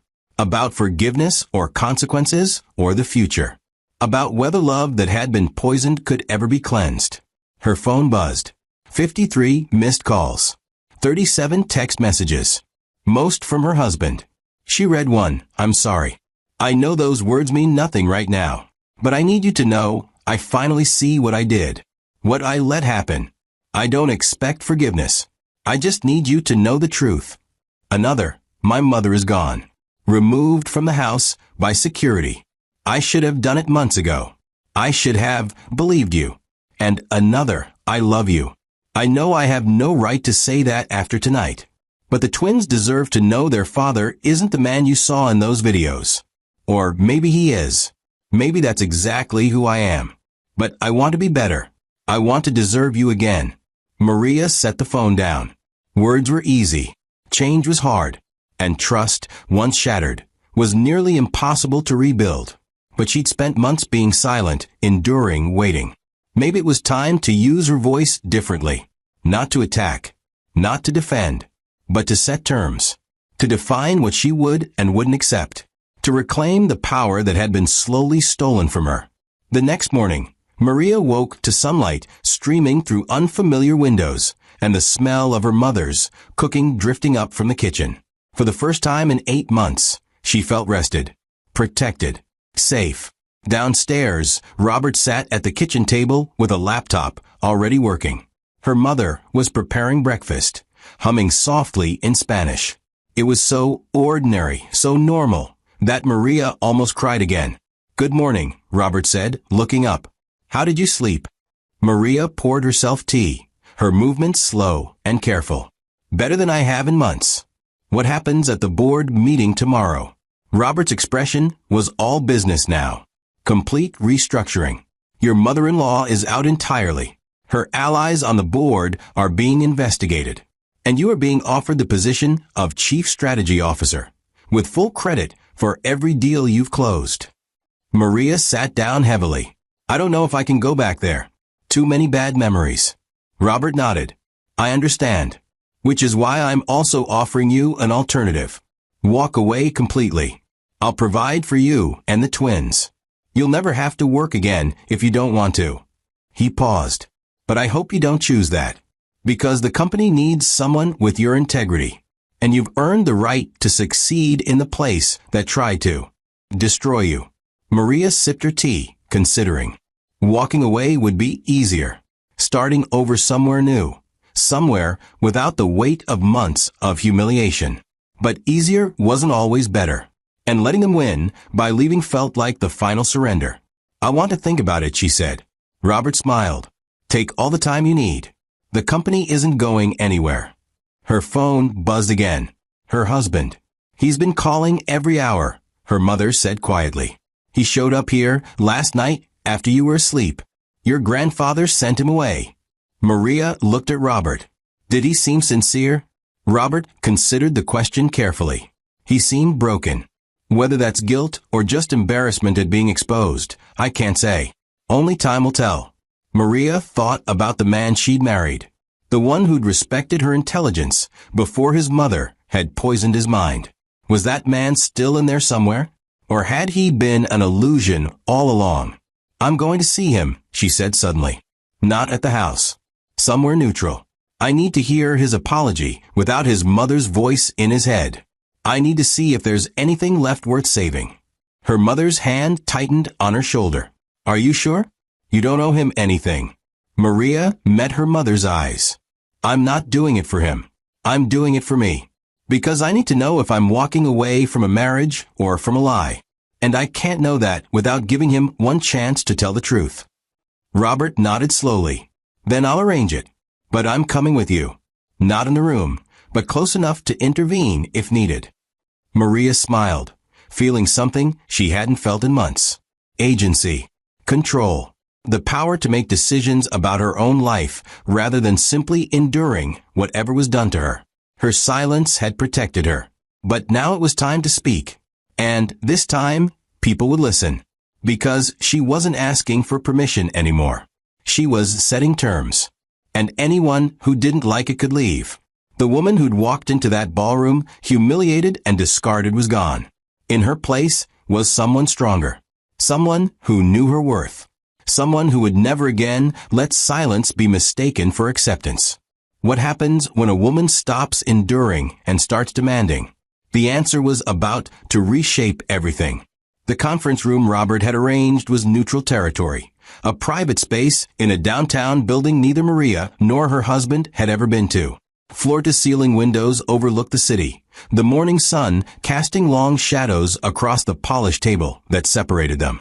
Maria arrived first, her grandfather and mother waiting in an adjacent room, close enough to intervene if needed, but far enough to give her space. She sat carefully, her hands resting on her belly where the twins had been particularly active all morning, as if they too sensed the importance of this moment. When her husband walked in, Maria almost didn't recognize him.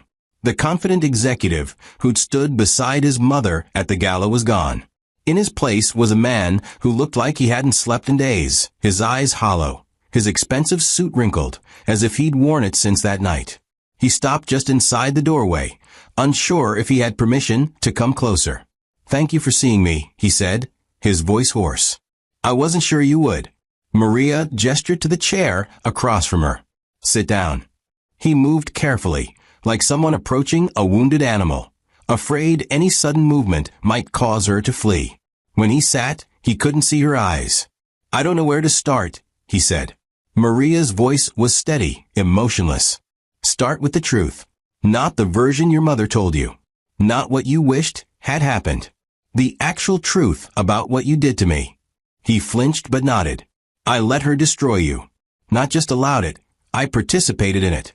I told myself I was protecting you, that limiting your work was for your health, that questioning your judgment was concerning. But it was all a lie I told myself, because facing the truth meant admitting my mother was manipulating me.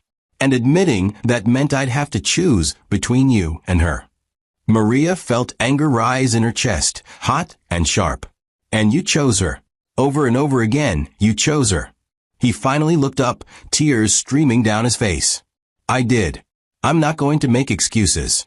I'm not going to blame manipulation or say I didn't know what I was doing. I knew. Maybe not consciously at first, but by the end, I knew. And I still did nothing." The admission hung between them, raw and undeniable. Maria waited, knowing there was more he needed to say, more truth that needed to be excavated, before any decision could be made. "When your grandfather showed those videos," he continued, his voice breaking, "I watched myself become someone I despise. I saw the moments when I could have stopped it, when I could have defended you, when I could have told my mother to leave us alone. And I chose comfort over courage. I chose my relationship with her over my marriage to you. He wiped his face roughly. The Meridian deal. I knew you'd done all the work. I watched you work through morning sickness, through exhaustion, through pain. And when it came time to present it, I stood up there and accepted congratulations like I'd earned them. I told myself it was for the company, that individual credit didn't matter. But that was another lie. Maria's hands clenched on the table. Do you know what it's like to watch your achievements be stolen? To work twice as hard as everyone else and receive half the recognition? To be erased piece by piece until you start doubting your own memory of what you did. Her voice rose slightly, emotion breaking through her control. I documented everything because I thought I was going crazy. Because everyone around me was telling a different story than the one I'd lived, and I needed proof that I wasn't imagining it. He was crying openly now. I'm sorry. I know those words are meaningless after what I did. But I'm so sorry. Maria leaned forward, her eyes blazing. Sorry doesn't rebuild trust. Sorry doesn't erase 8 months of systematic humiliation. Sorry doesn't change the fact that when it mattered most, when I needed you to believe in me, you believed her lies instead. She paused, breathing hard. Do you know what the worst part was? Not the stolen credit. Not even the public humiliation. It was watching you look at me with doubt in your eyes. Watching the man I loved slowly start to see me as a burden, as someone difficult and unreasonable, as a problem to be managed rather than a partner to be trusted. He reached across the table toward her, but she pulled back. Don't. You don't get to touch me yet. You don't get comfort while I'm still bleeding from wounds you helped create. He withdrew his hand, nodding. You're right. I don't deserve any of that. But I need you to know something. My mother is gone. Not just from the house, from my life. Completely. I've filed restraining orders. Changed all the locks. Terminated her access to company accounts. She will never be in a position to hurt you or our children again. Maria's laugh was bitter. You think removing her fixes this? The problem wasn't just her. It was you. Your willingness to believe the worst of me. Your silence when I needed you to speak up. Your choice to let her reshape how you saw me rather than trusting your own experience of who I am. She stood, pacing to the window, needing distance from his remorse that felt too little too late. I closed 7 major deals while pregnant with twins and battling constant sabotage. 7. Do you understand what that requires?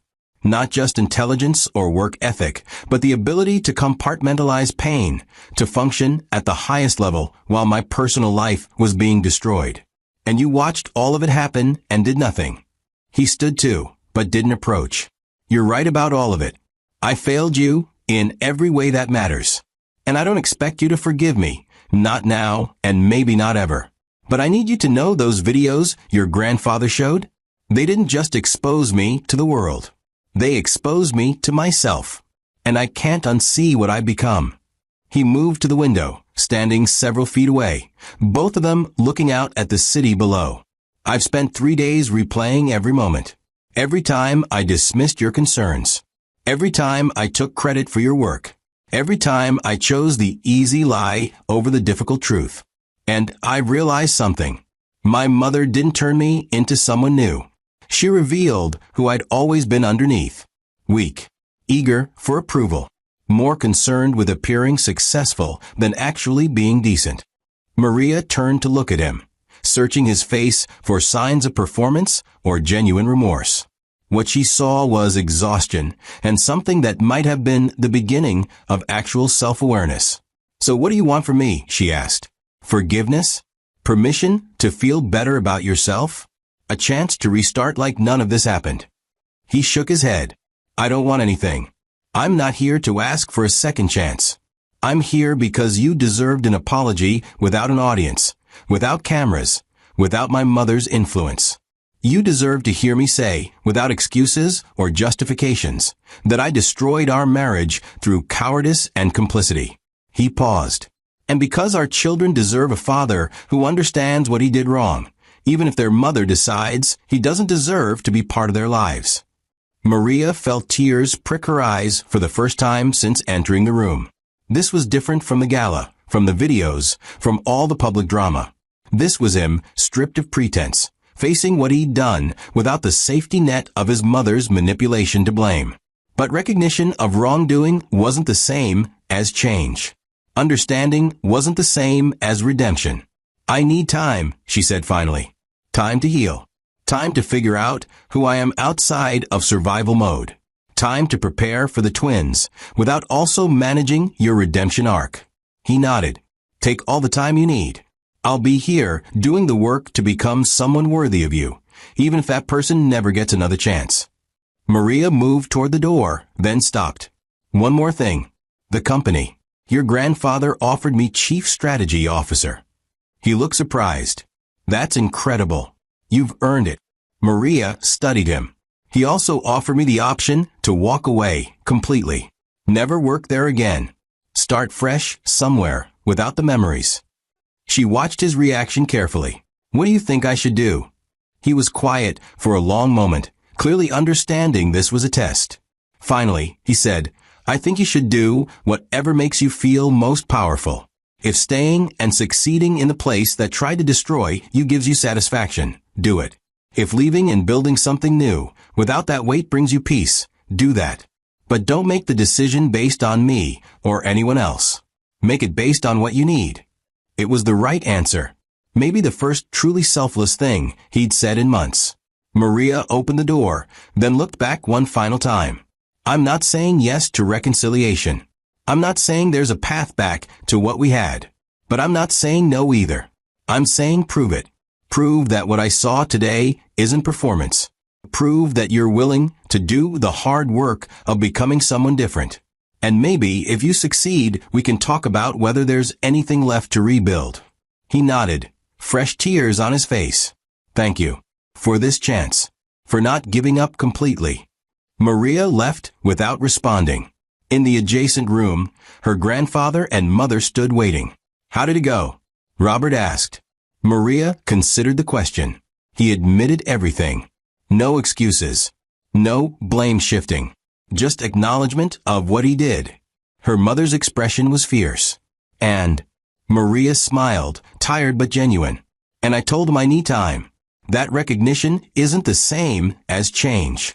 That he has to prove he's different before we even discuss reconciliation." Robert nodded approvingly. "That's wisdom.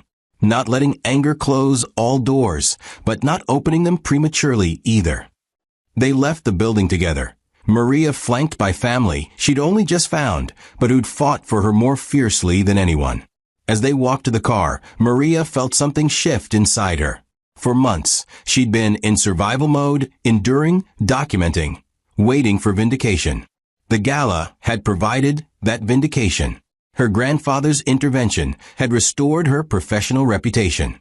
But this conversation had given her something else. Power. Not power over her husband. Power over her own life. The ability to set terms, to demand change, to decide on her own timeline what she would and wouldn't accept. She wasn't the woman who'd walked into that gala expecting celebration and receiving humiliation. She wasn't even the woman who'd left that gala supported by her grandfather. She was someone new. Someone who'd been tested and hadn't broken. Someone who'd endured cruelty and emerged with her integrity intact. Someone who understood that true strength wasn't about never being wounded, but about how you healed afterward. Later that evening, back at her grandfather's brownstone, Maria sat with her mother and grandfather around the dinner table. "I've decided," she said, "about the company." They waited. "I'm taking the Chief Strategy Officer position. Not because I want to prove anything to them. Because I want to prove something to myself. That I can succeed in the place that tried to break me. That my work speaks louder than any amount of sabotage.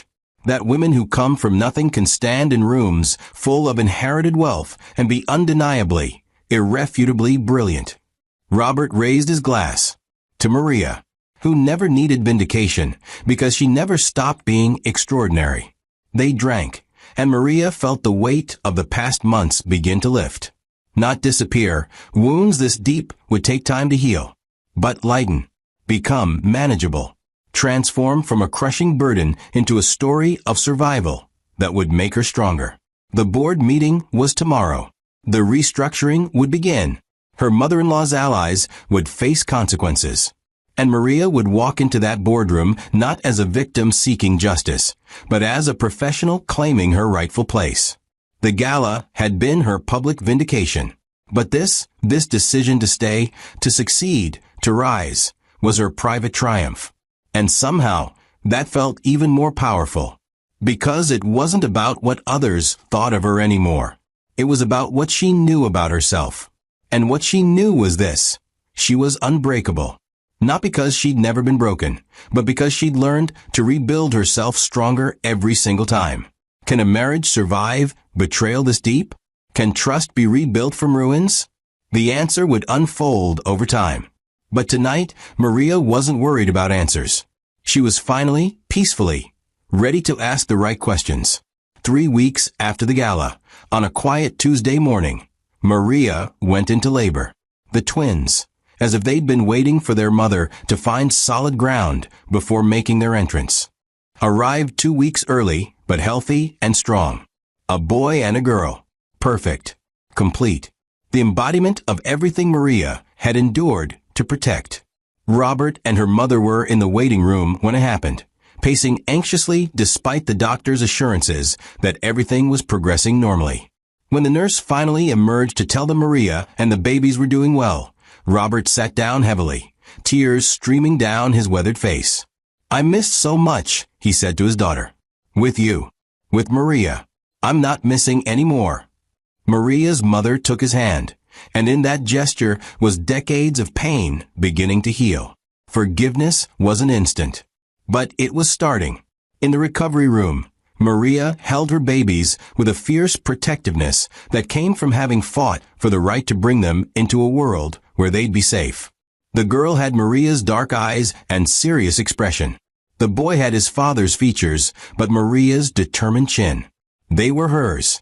Irrefutably, completely hers. When the nurse asked if she wanted visitors, Maria hesitated.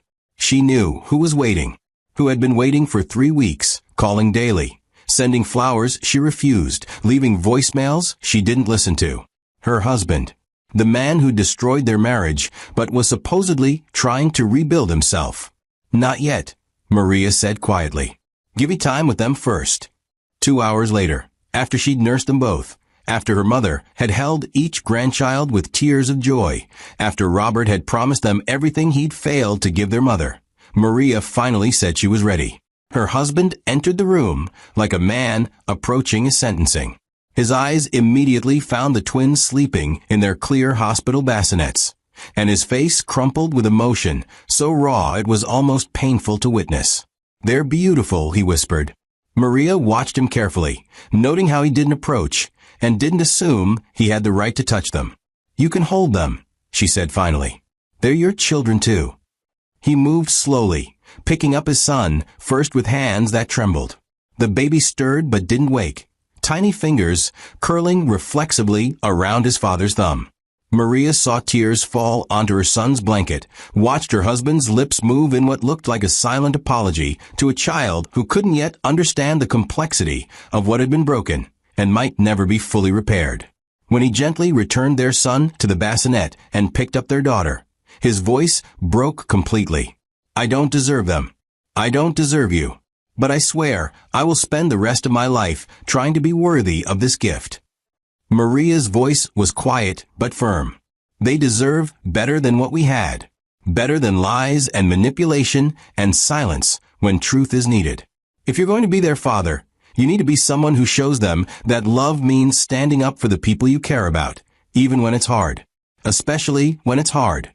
He nodded, unable to speak, cradling their daughter like she was made of glass.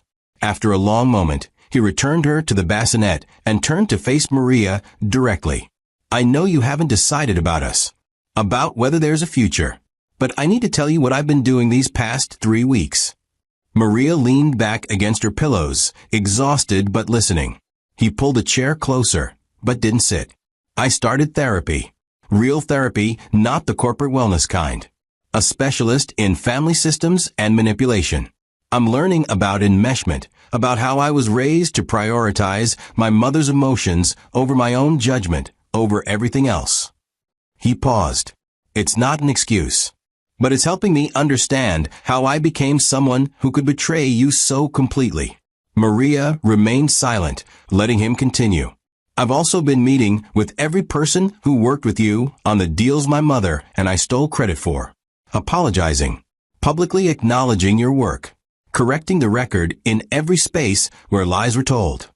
He pulled out his phone, showing her emails, meeting notes, and official company documents. The board meeting last week, the one you missed because you were on bed rest. I spent an hour detailing every contribution you made to every deal over the past year. Not because your grandfather told me to, because it was the truth that should have been told months ago. Maria scrolled through the evidence, seeing the documentation of her work finally being attributed correctly, seeing her name restored to accomplishments that had been stolen. It wasn't everything, but it was something. And my mother, she asked. He sat down then, his expression hardening. Gone. Completely. She tried to contact me 17 times in the first week. I blocked her. She showed up at the house. I called the police. She sent her lawyer with threats. I sent mine with a restraining order. He met Maria's eyes. She will never be allowed near our children. Not at birthdays, not at holidays, not ever. That's non-negotiable. Maria studied him, searching for signs that this was a performance, that he was saying what he thought she wanted to hear. But what she saw was different. Exhaustion, genuine commitment, and something that looked like the beginning of actual change. What about the company? She asked. Your grandfather appointed you chief strategy officer, like he offered. The board ratified it unanimously. Your office is ready whenever you want to return. He hesitated. I've been running your old deals until you come back, keeping everything exactly as you structured it. Not making changes or improvements, just maintaining what you built until you're ready to take over fully. It was the right approach. Not trying to fix or enhance her work, just protecting it. Maria felt something loosen in her chest, a knot of anger that had been wound so tight for so long it had become part of her structure. She wasn't ready to forgive, wasn't ready to trust, but she was ready to consider the possibility that healing might be achievable. Not certainty. Just possibility. I'm not coming home yet, she said finally. I'm staying with my mother and grandfather for at least 3 months. The twins need stability, and I need space from that house and all the memories it holds. He nodded. I understand. The house is yours if you want it. I'll move out. Or we sell it and both start fresh somewhere else. Whatever you need. Maria considered this. I don't want it. Too much poison in those walls. Sell it. Use the money for the twins' education fund. He pulled out a folder she hadn't noticed him carrying. Already done. I listed it 2 weeks ago. Got an offer yesterday. The entire sale goes into a trust for them, completely separate from either of our personal accounts. Maria took the folder, seeing the legal documents that proved his words. This was different from apologies. This was action. Concrete steps toward rebuilding rather than just promises of change. You can visit, she said carefully. The twins. Not me, not us, but them. Supervised at first. At my grandfather's house. With my mother present. If you prove yourself consistent, we'll revisit the terms. His face showed relief, so profound it was almost painful. Thank you. I know you don't owe me even that much. Maria's voice was steady. I'm not doing it for you. I'm doing it because children deserve fathers who show up. And I'm giving you the chance to be that. But the moment you miss a visit, the moment you prioritize something else over them, the moment you bring any trace of your mother's influence into their lives, you're done. He stood, nodding seriously. Understood. Completely. As he moved toward the door, Maria called out one more time. And for the record, therapy isn't a 3-week project. It's a years-long commitment. If you're serious about change, you don't stop when things get comfortable. You keep going. You keep digging. You keep choosing the hard truth over the easy lie. He paused at the doorway, looking back at the twins sleeping peacefully, at Maria exhausted but unbroken, at the family he'd almost destroyed through weakness and complicity. I know. And I will. When he left, Maria's mother entered, having waited outside during the entire conversation. How do you feel? She asked.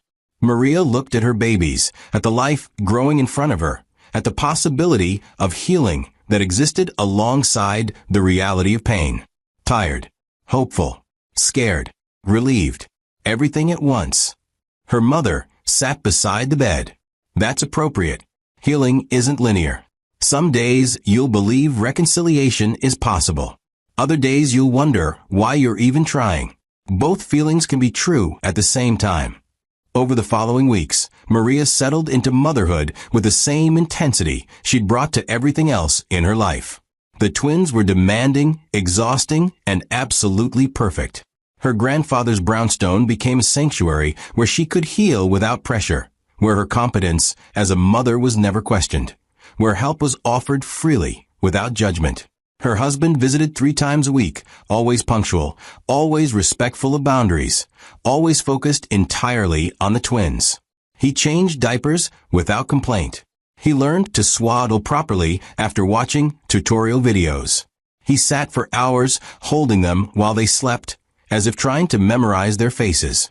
Maria watched these visits carefully, noting the consistency, the genuine engagement, the absence of any attempt to use the children to manipulate her emotionally.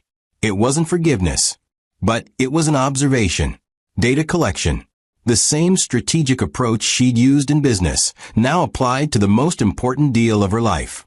8 weeks after the twins were born, Maria attended her first board meeting as Chief Strategy Officer. She'd lost most of the pregnancy weight, but still moved carefully. Still felt the exhaustion of sleepless nights and constant nursing.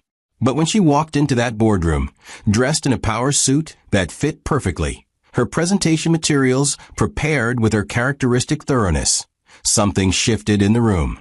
These were many of the same people who'd watched her humiliation at the gala. Some had stayed silent. Some had participated. All of them remembered. But now she stood at the head of the table, her grandfather beside her, and the power dynamic had fundamentally changed. "Good morning," she said, her voice clear and commanding. "I'm Maria Chun-Martinez, Chief Strategy Officer. Some of you know my work. Others only thought you did. Let's make sure everyone understands going forward exactly who does what in this company."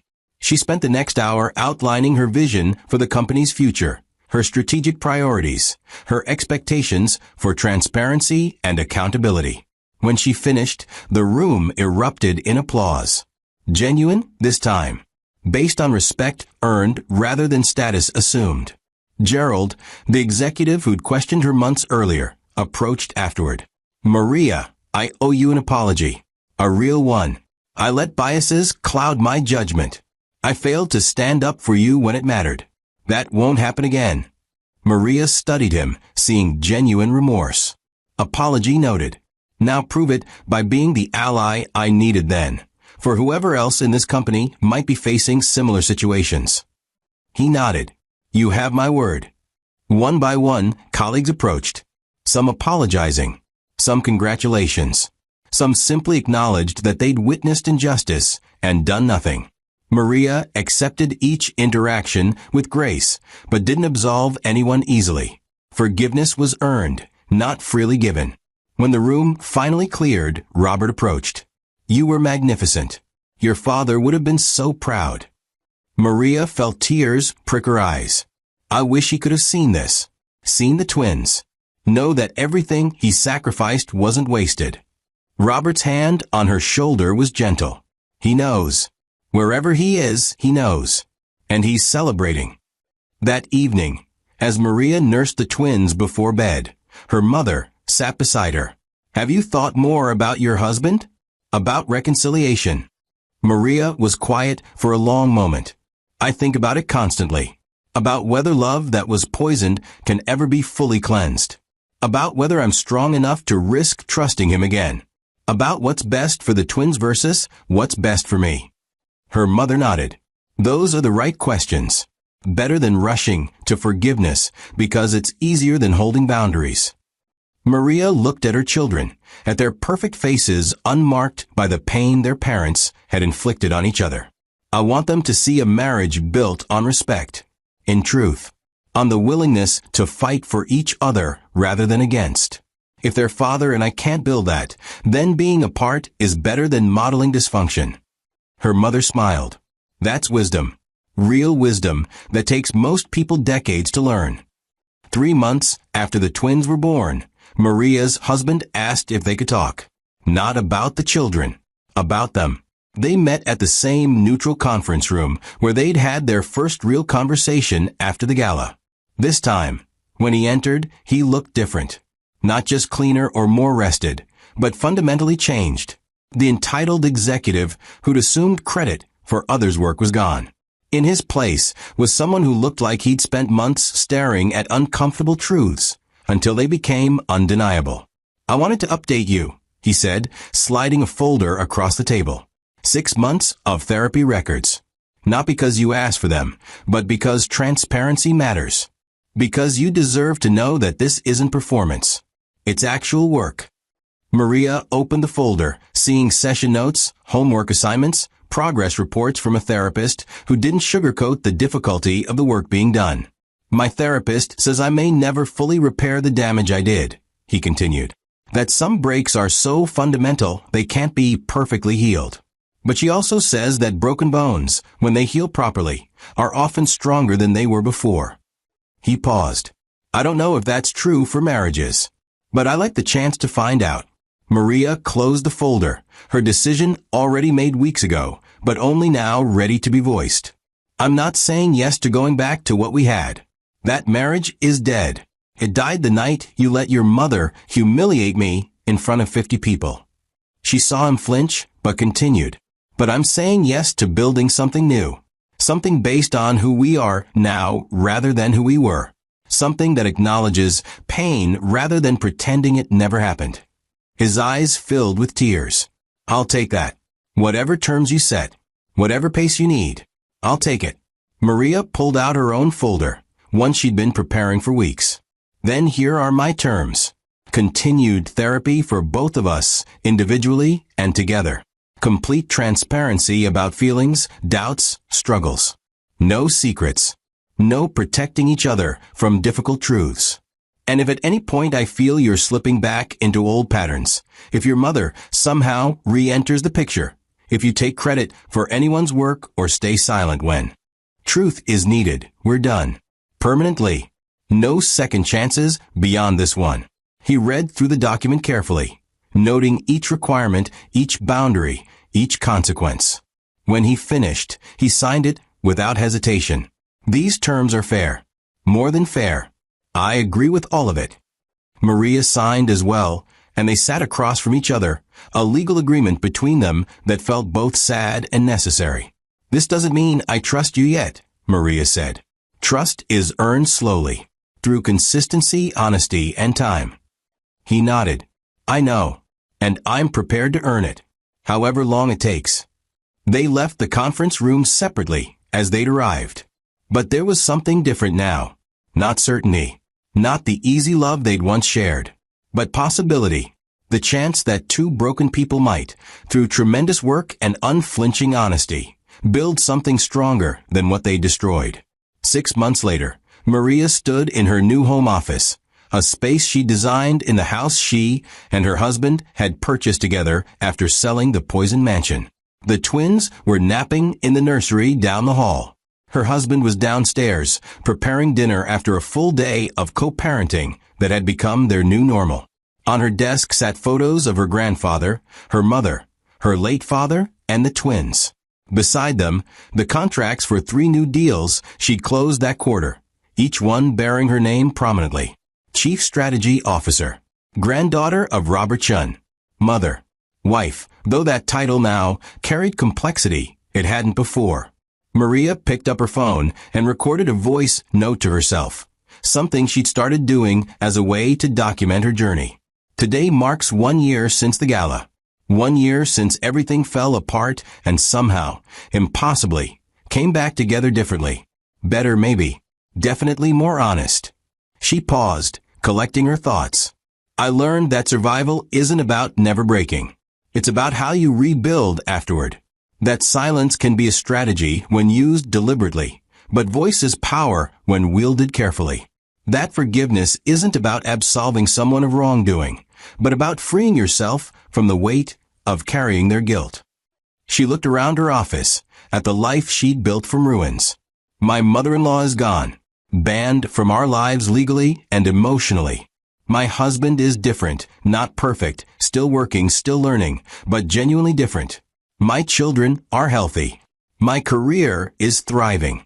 My family is whole in ways I never imagined possible. Maria set down the phone and walked to the window, watching the sun set over the city where she'd fought every battle, and won most of them. Not through loud revenge, not through matching cruelty with cruelty, but through patience, documentation, strategic silence, and the unwavering knowledge that truth eventually becomes undeniable. The woman who'd entered that conference hall 2 years ago would barely recognize who she'd become. And that, Maria realized, was exactly as it should be. Growth wasn't about staying the same. It was about letting pain refine you rather than define you. About choosing who you became after the breaking rather than letting trauma choose for you. Downstairs, she heard her husband call that dinner was ready. Heard the twins starting to wake, their soft cries building toward urgent demands. Heard her mother's laugh as she arrived for the weekly family dinner that had become tradition. This was her life now. Imperfect, complicated, hard-won, and absolutely, undeniably hers. Maria smiled, picked up her daughter, who'd started crying louder, and headed downstairs toward the family that had been torn apart and painstakingly rebuilt. Not perfect, but real. And sometimes that was more than enough. The question wasn't whether betrayal could be survived. Maria had proven it could. The question was what you built afterward, in the space where trust used to be easy. And the answer was this: something stronger, something honest, something worth fighting for. Not because it was comfortable, but because it was true. And truth, Maria had learned, was the only foundation that could support the weight of real love. Everything else was just beautiful lies waiting to collapse. Thanks for watching. If you enjoyed the story, make sure to subscribe and drop a comment telling us the part of the story you enjoyed most.